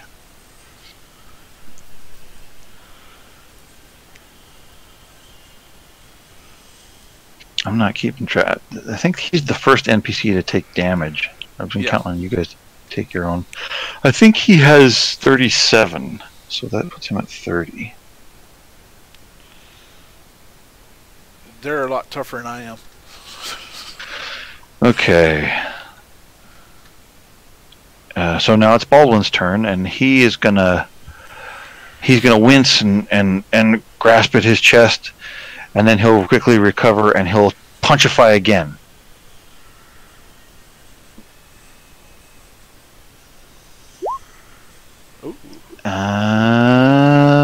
Yes, okay, so that hits. He'll throw another flurry of punches at Mad Eyes Vladic. And then it's Jefferson's turn, and Jefferson will continue to yell, "What are you doing? Kill them!"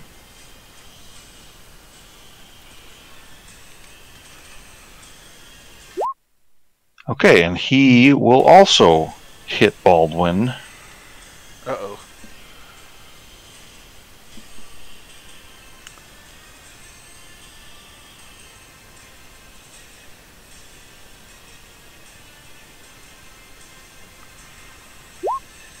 For 4 damage.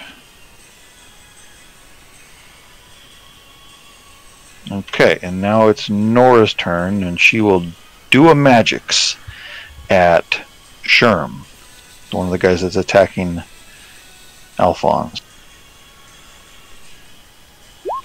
Oh, it's a big hit! Oh, nice. Okay, so she hits Sherm. We'll say he's the guy on your right. Okay. Alphonse. And for some damage. And then it's the thugs' turns again. So there's 4 of them still up. 2 of them are looking shaky, 2 of them are in pretty good shape. So Vladislav is going to attack Brock with his dagger.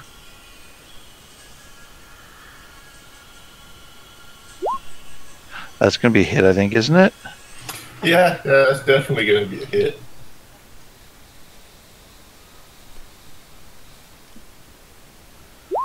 So he does 1 damage to you. So if it's is it still 1 if you're rage? Yeah, it's still 1. How does that work? Okay, yeah. Can't be reduced to 0? Correct. Yeah, you can't have one. Okay. Unfortunately. He angrily slashes at you half-heartedly because he's pretty messed up. He's not looking so good with his dagger, and cuts you with it. And then Franco, the other guy, he's got the great club. He's going to swing that at Goodwin.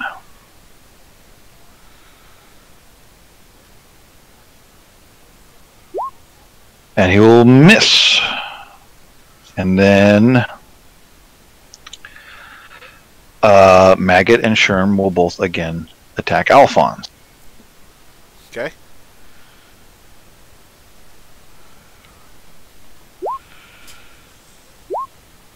Okay, one of them will hit. Yep.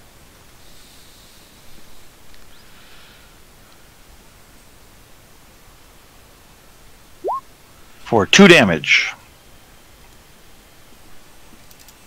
Okay. And then it's Brock's turn. Okay, so now that the one I care about is here, this fly that has finally poked me and nicked my skin and my glorious muscles, I'm just going to swing offhandedly at him, and I'm going to do, and I'll do a reckless attack on him, so I can just knock him out straight, and that gives me advantage, but everyone else gets advantage to attack me. Okay. If they're doing melee, I believe. So, let me see. So I get a 15 on Vlad. Okay, that hits. A 5. Okay, so I also add, that's 8. Or no, that's 7. It's 7. 7. Okay, so he's down. How do you dispatch him? Like, I just like offhandedly go to the side and smack him upside the head, and he just drops. And I look at Mad Eyes and I say, "Finally, fight me, bro."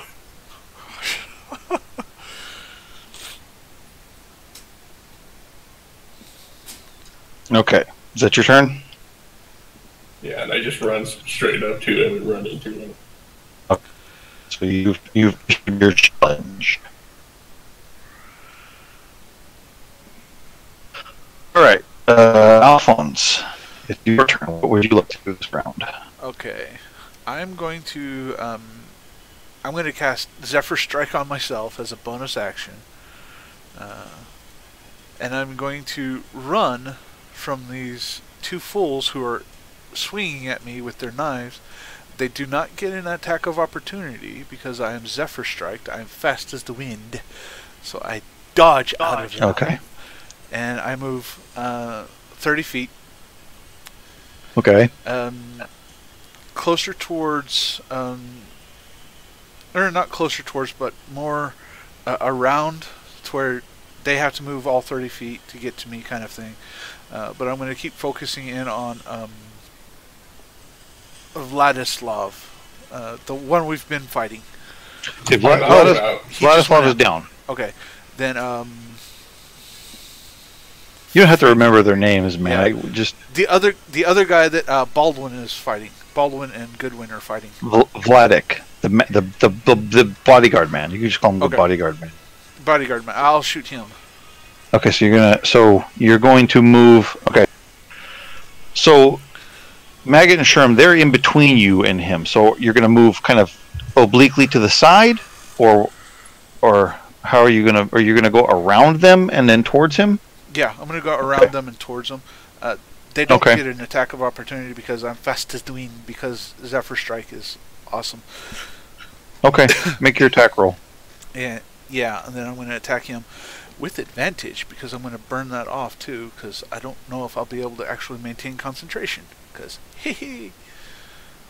Okay, you need a 14. Okay, that'll hit. Okay. And that's, well, let me toss the advantage out since I said I was going to, just in case it hit the 20. No. Okay. So he gets another 2d8 on this one. Yeah, it's another 2d8. That's lagging. There we go. I finally can see it. Okay. When did you roll that? Just now for the damage. Oh, okay. I thought you had rolled it a while ago. We were just waiting for it to pop up. No. Okay, that hits. Yeah, And Vladek, he groans and he kind of drops down to one knee for a moment. He's looking pretty rough, but he stands back up, ready to continue the fight. And that's all I got. Okay. Now we're back to Casadius. Casadius is going to do a magic. And he's going to shift his attacks against Jefferson.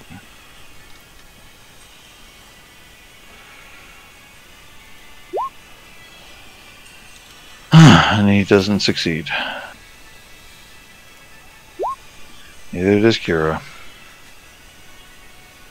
Okay, Goodwin is going to try to punchify Franco, the last remaining guy in the center of the room. And he punchifies him into the ground.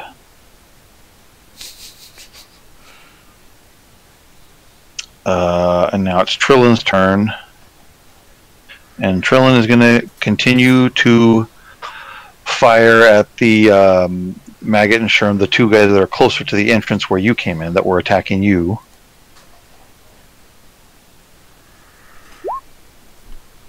Okay, and she hits... She's continuing to... She shoots at Sherm, the one on your right. She hits him. What was the damage? Both should be d8s. 1d8. It was 1d8 plus 3, and then she gets a plus a d4. Plus a d4.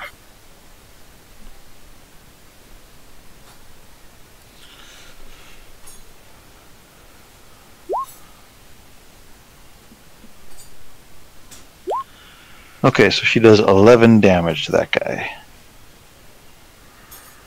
And now it's Mad Eyes Vladek's turn.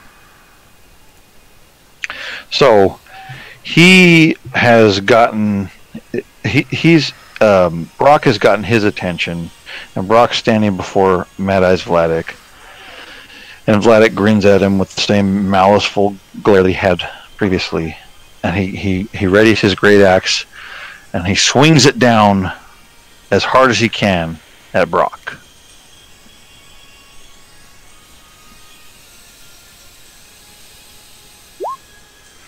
And he rolls a 20. Which hits.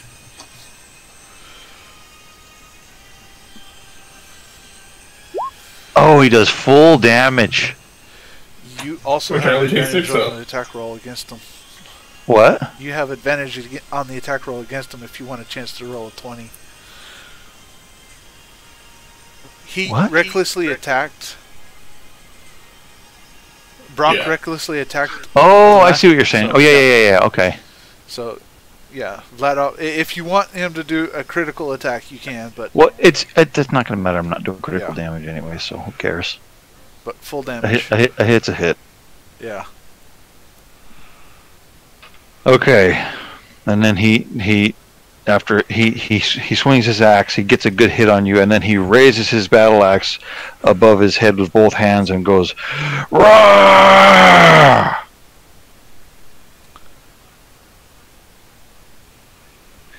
And so now it's Baldwin's turn. And Baldwin is going to look at Vladek and look back at Brock and say, "I'm leaving him to you." And then he's going to turn his attention over to Jefferson, who's over here with the short sword, and he's going to try to karate him up good.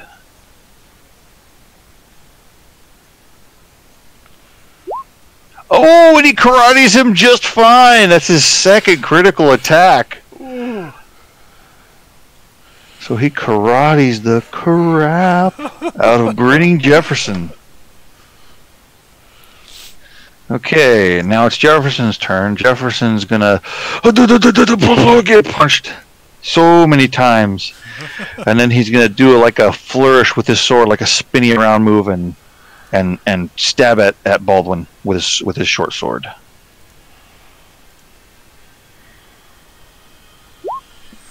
And he misses. Baldwin's just too wily and too halfling small. He just steps out of the way. Okay, now Nora, and this time she's gonna magic somebody. I can feel it in my bones. She's gonna aim a magic thing at Sherm. Oh, okay.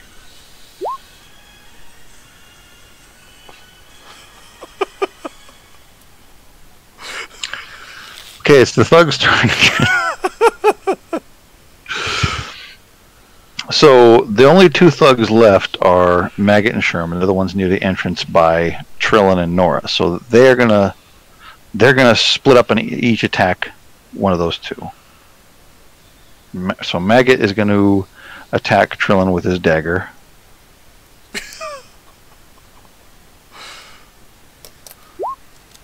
I think that's a hit. I'm not certain. See, she's got a thing where she can like change her AC, and I don't know how that works exactly. Oh, she's got a parry thing? Is that what that is? Yes. If you make an unarmed strike as part of an attack action on your turn and are holding a Kinsei weapon, you gain +2 to AC until the start of your next turn while the weapon is in your hand and you aren't incapacitated. Here's what we'll say. She didn't do that last turn because she wasn't anticipating being left to these melee guys by Alphonse who just like, bye. Well, Zephyr whatever. So she was not prepared for this, so her AC remains 16, which you have the tie goes to the attacker, does it not? Yeah, it goes to the attacker. Okay. So she's going to take D4 damage. She's got the health to take it. It's okay. She takes full damage. So what is her? 27. Okay, she's at 23. She's doing fine. Hello? Eagle! Oh, you're here. Hey, Eagle. You made it. You just missed your turn. Oh wait, no you didn't. You just got attacked. You're at 23. 23 HP. Okay. So the other attacker is going to attack Nora. And okay. And that probably will hit. I think she's got kind of a low AC.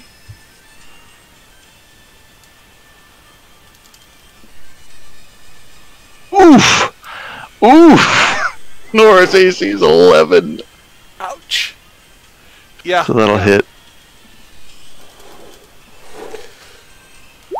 And it does 1 damage. So, what was her HP? Oh god, 20. Okay. Alright, that's the thug's turn. Brock! What say you? I can guess. I'm going to recklessly attack Mad Eyes. Okay. 18. I didn't even need to recklessly attack. Alright. Alright. How do you he's finished. How do you 9. He's finished. How do you do him in? I hit him upside the head, drop my weapons, pull it, and then pull both his arms down and headbutt him. Okay. Donk. So he's bellowing in pain and anger and fury the whole time, and then your forehead connects with his forehead or his nose or what? Yeah, it's forehead. It's just headbutt to headbutt. Okay, there's a loud clonk like 2 giant coconuts knocking together, and he goes and he falls over and lays there motionless on the ground. Whew. Definitely need to study his training regimen.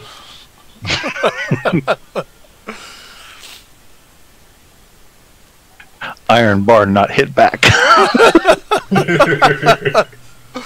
Yeah. Okay. That'll make. Is that it? Are you done? I just look around as I'm finally knocking it out and see what else is going on. But that's yeah. So I just look around and see what else is going on. Is there any other targets that need to be mopped up? Jefferson's still alive, and then there's still the two thugs at the entrance. Whatever the closest enemy is, I'm just gonna jaunt on over there. Well, Jefferson is within reach. You and Baldwin and Vladik and Jefferson are fighting in close proximity near the back of the warehouse, near that other room. Well, then I'm going to go wherever the other two are, because the 2 or 3 guys over here can obviously deal with the one dude. Well, Casadius and Kira are up here, but well, they've not hit anything all night.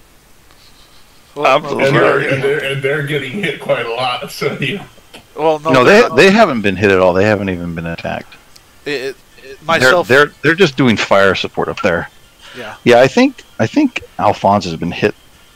Yeah, I don't know who's been hit more, you or Alphonse, but either Alphonse or Brock have been hit the most. Baldwin took that one bad hit. So I'll just look down to my comrades and be like, "You got this, bros." The Casadius and Kira will wave down at you. Yeah, go ahead. And Baldwin will give you a salute. We can finish this guy. I'll go jaunt after the 2 guys who are throwing ranged attacks. Okay. Are you done? Yep, that's the end of my turn. Alphonse, it's your turn. Okay, I'm going to notice the guard is down and say, "Alright, everyone, this is the police, or this is the city guard. You surrender now, and nobody else gets hurt. Except for you." And I'm going to take aim at the idiot who was poking me with his dagger earlier.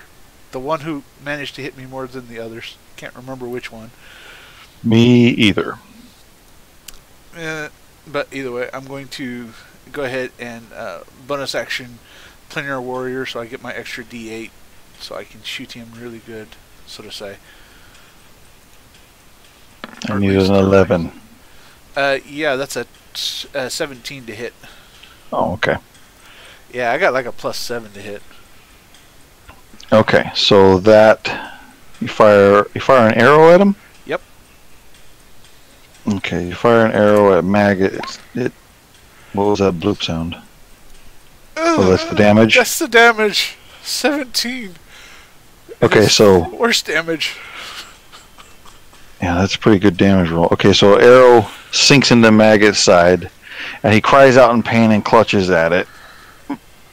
And he looks like he's going to get sick, but he doesn't go down. Okay, it's Casadius' turn. Come on, Casadius. Disintegrate something. Oh, he's going to do something. That's good enough. He'll aim. Okay, so he's shooting at Grinnin' Jefferson, and he's going to hit him for some amount of damage. And then he'll say, "Woohoo! Finally! These dang turrets need to get them adjusted." Okay, so Kira will fire her magic spells also at Jefferson. And she hits him. She hits him with a magic. And he gets hit with a magic and says, "Ow, I got magicked." What does she have? Does she have fireballs? He's seared with fireball. He has to take a moment to pat out the flames. His slightly less raggedy looking clothes than all the other gang members are now singed.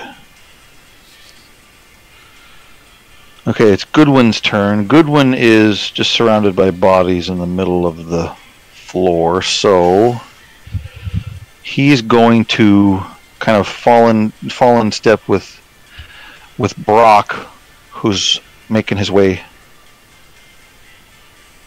No, he's going to run past Brock, going towards Baldwin, and he's going to slap high five as they pass. And he's going to go over to help Baldwin with Jefferson, and they're going to flankify him.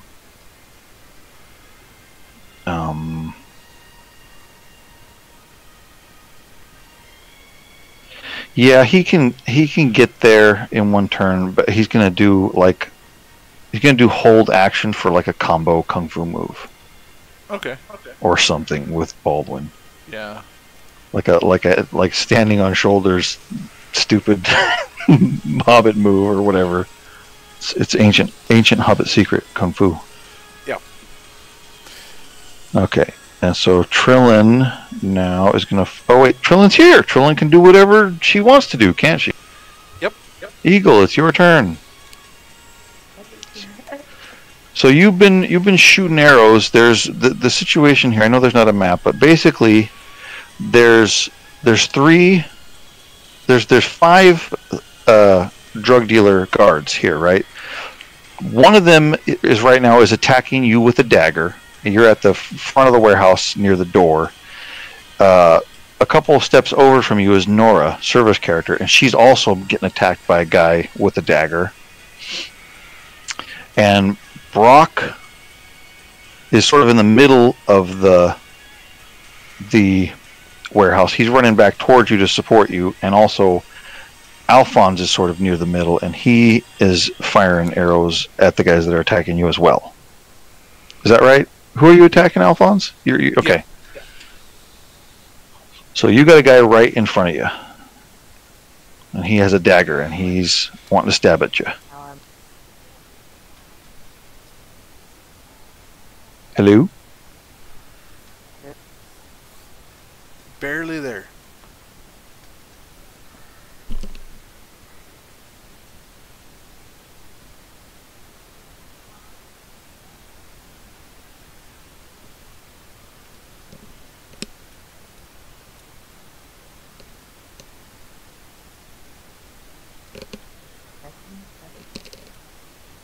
Very quiet. I heard you barely say testing. I'm trying as hard as I can to hear you, Eagle. You're just so faint and quiet.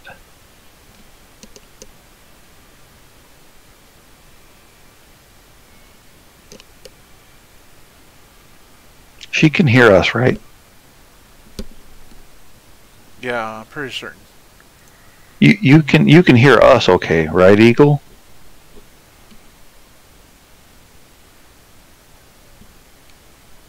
Okay.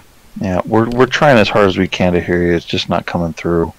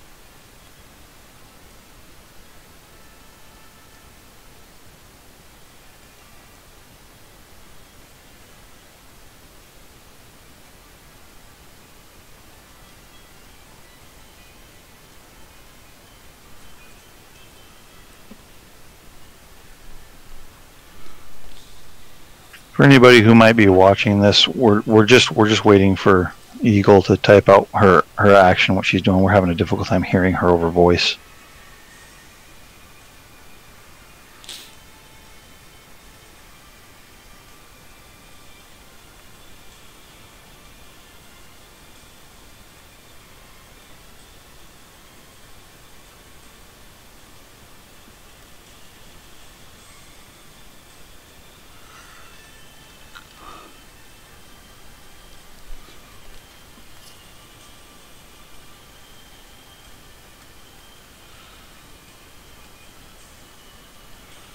Ooh, she will Okay. stab the guy with the spear. Okay. So let me see. I'll do your rolls for you, I guess.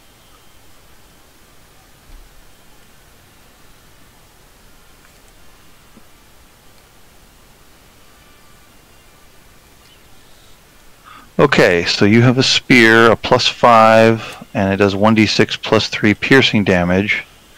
Now there's a note here that says 1d8 +3 pierce. Is that if it's thrown or something? Yeah. That's if you throw it, it does more damage or something? Yeah, because it counts as more of a ranged attack. Okay. So it uses Now, do you want to do... I haven't been doing this so far, but do you want to do the agile parry thing as a bonus action, Eagle?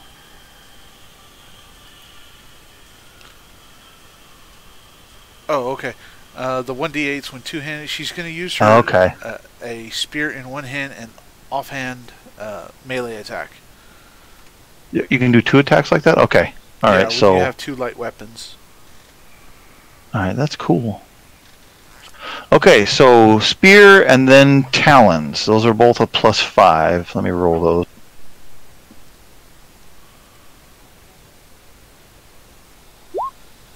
Okay, the spear will hit. And that's 1d6 +3.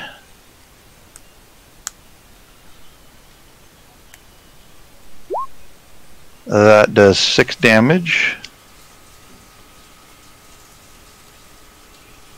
And actually, that will do it. Before you can even go to...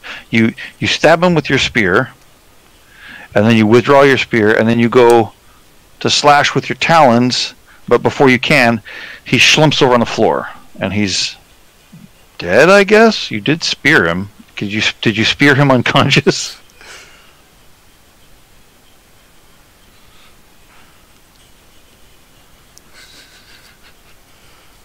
He deserves to go down. Don't worry about it.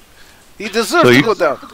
So you just stand there with your claws ready to strike, and he just falls down in front of you, and you're kind of nonplussed, going.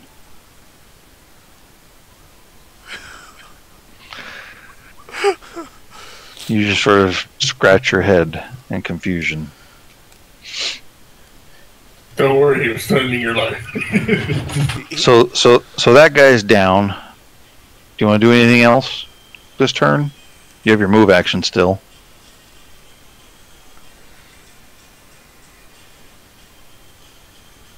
There's only 2 guys left. There's the one that's a couple steps away that's attacking Nora, and then there's one all the way at the back of the warehouse that is fighting with Baldwin and Casadius and Kira.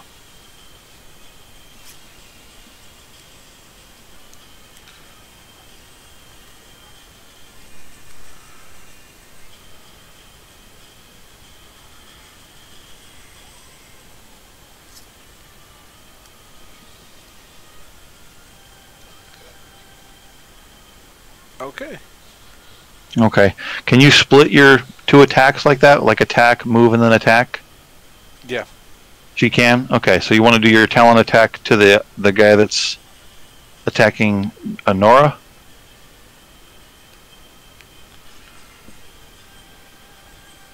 Okay, so you'll make your talons attack against Maggot.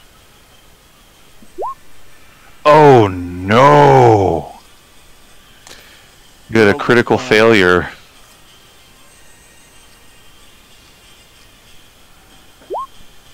Oh, something bad happens. Uh-oh. I'm gonna say you miss him and hit Nora. Oh, it's terrible. 1d4 plus 3. You hit Nora for half damage.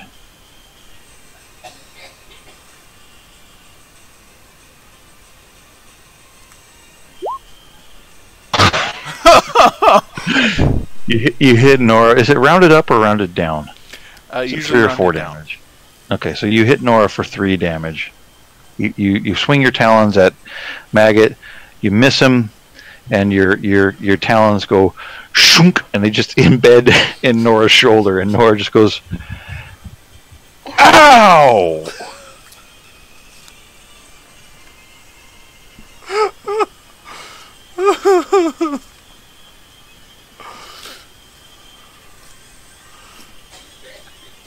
I'm sorry. This is all terrible. It's okay, Eagle. It's okay. Like Bazak said, he crushed his toes earlier with his own mace. Okay. For max damage. Okay. It's it's Baldwin's turn, and he is going to Kung Fu kick Grinnin' Jefferson.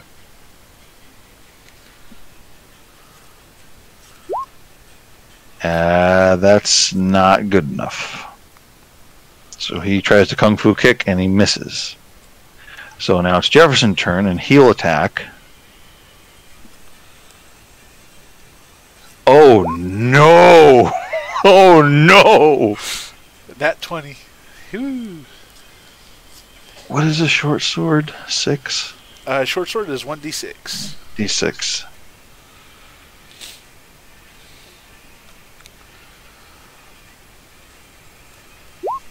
Okay, so he strikes. So Jefferson strikes expertly with his short sword, but somehow doesn't do very much damage. He doesn't hit anything vital. It just inflicts a flesh wound in Baldwin's abdomen. He's not used to fighting halflings. He's used to fighting full-sized, human-sized people. So doesn't quite hit him in the liver like he was trying to. He just hits him in the duodenum. I don't know.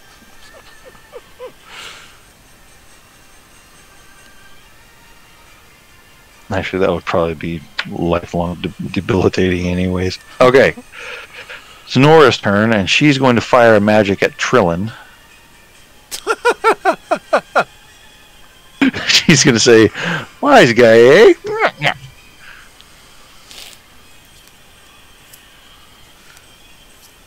It's okay. Nora hasn't hit anything all night. Till now. Okay. Oh my god. No, wait. She still hasn't hit anything. It's not right. It's not right. So Nora tries to magic Maggot, and it just fizzles in her hand, and she's actually starting to cry. She's so frustrated with this. This must be something in the air in this building is it's anti-magic atmosphere. My magic seems to be working quite fine, but I'm not going to say that. Okay. And now, of course, it's the thug's turn, and he's going to attack. He's going to ease up on Nora. Attack Trillin.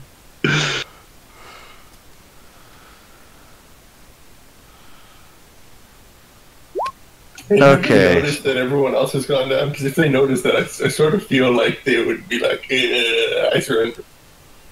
No, he hasn't noticed. He's not that smart. That's too bad for him. So he's going to try to stab at. He's just kind of stabbing at everything that's near him now. He was attacking Nora, but now Trillin's in his face, so he's slashing madly at her, and he misses her. And he's the only thug that's left alive, which brings us around to Brock. It's your turn. I run towards the nearest guy. And if I can get there within one turn of movement, I beat them over the head with my mace. Okay, yeah, you can reach Maggot. Maggot's the last remaining thug. He's just missed attacking Trillin. You can reach him and attack him this round. I'm going to relentless attack. Doesn't Ooh. matter. I got a 22. Plenty good. 9 plus 2. That's 11. Okay, so he will.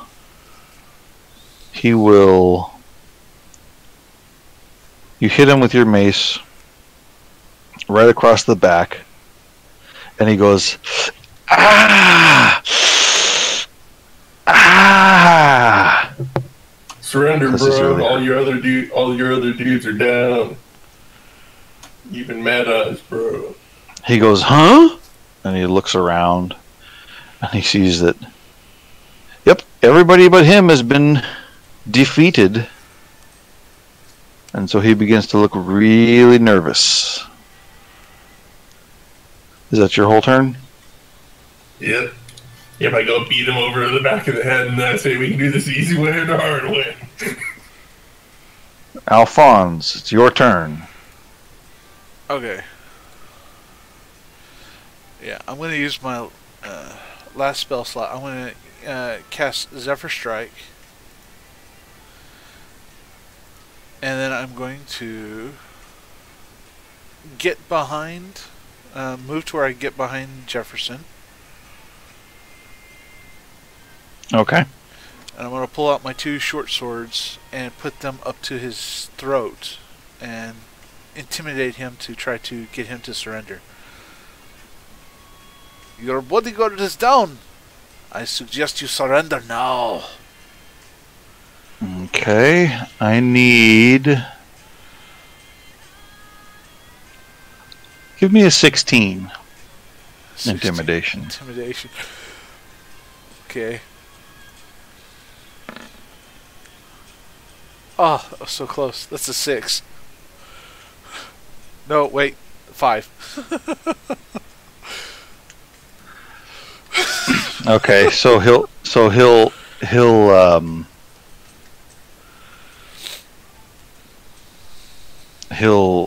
just sneer at you and say, "Not a chance, Law."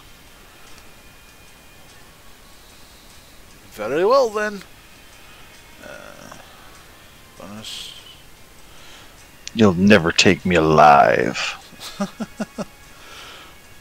Okay, and then the action to intimidate, or did you, or were you going to use, or using the intimidation as a free action?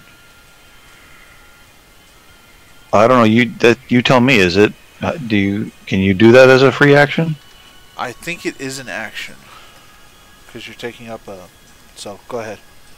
That'll be my turn anyways, because that's about all I can do. Okay. Now. That's kind of stupid, because, like, I mean... Well, I have my short swords out, and I'm preparing for the next round, so it's okay. Yeah, but I mean, I don't want why it takes an action to... I mean, it's basically... It's not any different from talking. Talking's a free action. That's all you did. That's dumb. Alright, whatever. That's okay. Next person, that's fine. Cassadius' turn. Hit, Cassadius. Hit.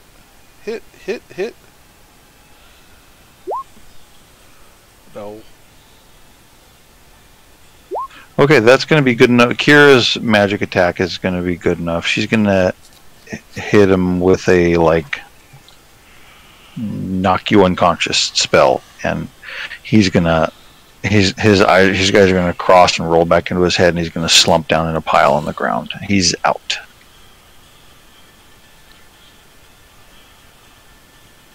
So, okay. It's Goodwin's turn.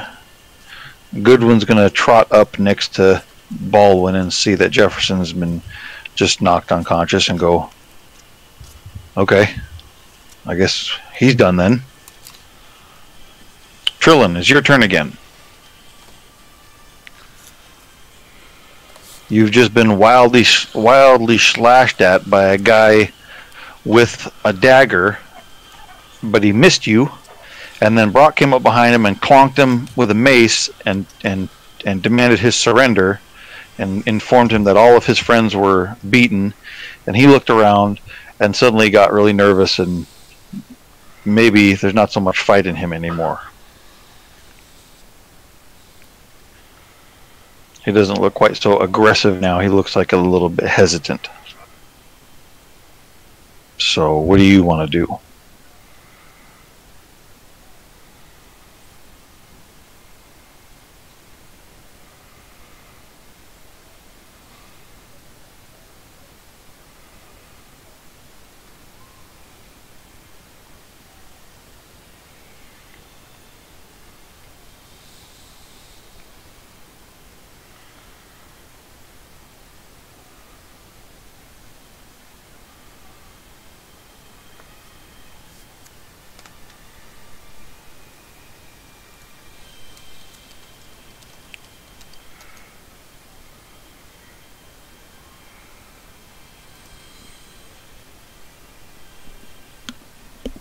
Okay, you're going to ready an action to attack. All right, sounds good. Next is Baldwin's turn. Baldwin is going to look around and survey the scene and say, it looks like we're all but finished here. Hey, out of character, Bezak, do you know is Casadius the ranking dude here? Yeah, I'm pretty sure he's the highest rank out of all of us here. Okay, so Baldwin is going to shout up to Casadius and say, I think that about does it. I don't see any other enemies active, and it looks like the last standing guy is fixing to surrender. Maybe we should call into HQ and let them know what our status is, that the raid's been successful. And Casadius says, good idea. I'll call it in right away. So now it's Nora's turn. And she's going to ready a spell and get ready to blast this last thug if he doesn't surrender. So she's going to ready her action. And then it's this thug's turn. And he's going to look around one more time. And he's starting to get sweaty on his forehead. And then he's going to kind of slump down and shrink and let go of the dagger. And it's going to fall to the ground, clatter to the ground. And he's going to just put his hands up on his head and surrender. And that will conclude combat. We are no longer in turn order.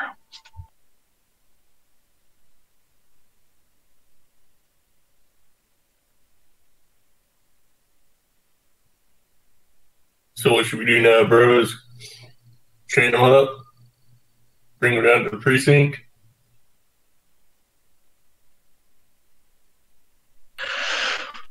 The sending stones work. So, like, if Casadius is calling on the sending stones to HQ, then everybody can hear it, right? It's like just like on a radio, or like if everybody who has a radio on a specific frequency can hear it, or is that how it works? Imagine like everyone assigned to an operation gets one frequency.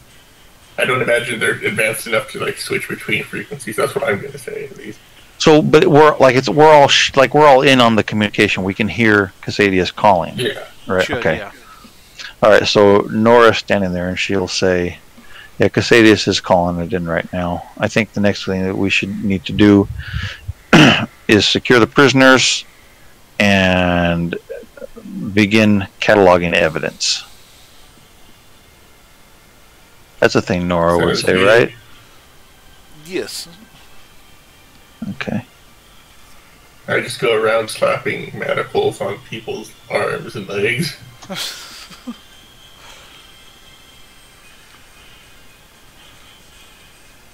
Okay. And I tie up the big dude on top of the manacles because just in case. Barry, you were gone when I said, but basically what happened was Trillin held her action. Were you here for that part? Yeah. Eagle held her. Okay. So and Baldwin didn't do anything. Nora did the same thing. She readied a spell to fire at him, and then he kind of relented and gave up. And then we're out of turn order, so you could do stuff now. Okay. If you want. Yeah. Only thing I would do is I would see if I couldn't sense any portals. Detect a portal if there's any in the area within 1 mile. And that's about it. No, there are no portals Okay. within 1 mile. Not that I know of. There aren't in this warehouse. Well, there's probably portals within a mile. If it's in the city, I would. There might be. Yeah. Okay. Roll a d20, and if it's above a 10, there's a bunch of portals. I can tell you, there's no portaliness relevant to my Okay. my session. That's all. There's nothing in the warehouse. Yeah. Well, as a planar warrior or a planar hunter, I can do that once per short rest. So I just wanted to make sure they weren't like smuggling everything out the back door with the portal or something. Okay. Or having it smuggled in or something. So what else? Do you guys want to do anything else before we end the session? My ritual, try and convince more of the police department to take part in my boot camp.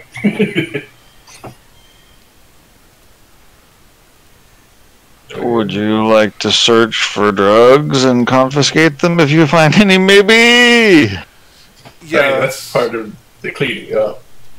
Yeah, I was gonna take my time and then after searching for portals, go ahead and search for stuff, just in case. Okay. So you search in the back office there, and you find a chest that has 200 gold pieces and 6 more boxes of that vampire dust.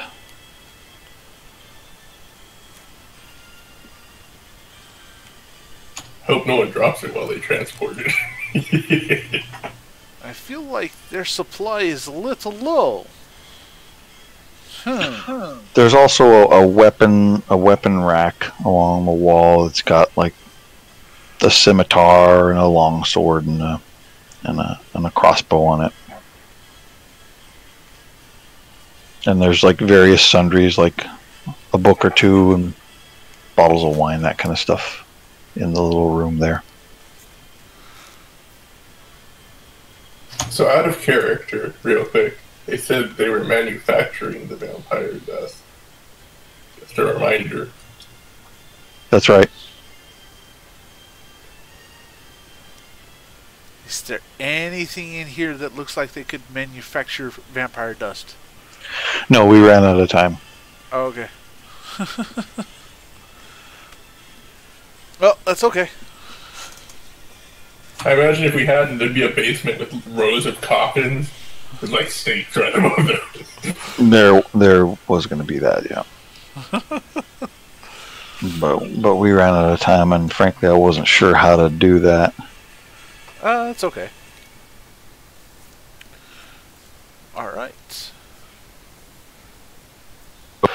Okay, that's the end of the session for tonight. All right. Thank you guys for coming. Thank you guys for coming out to enjoy a little bit of a one shot with us. It was really fun. Good job, John. Thank you.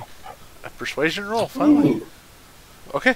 My first attempt to convert people to the boot camp at the Garsberg. There's fruit. There is fruit of some kind. Who are you trying to convince to do boot camp? At the end of every session, I roll to see how well I've persuaded the guardsmen at the guard in general to join my boot camp every morning. Okay, well, with that roll, I'm going to say that you convinced 5. 5 more buff bros.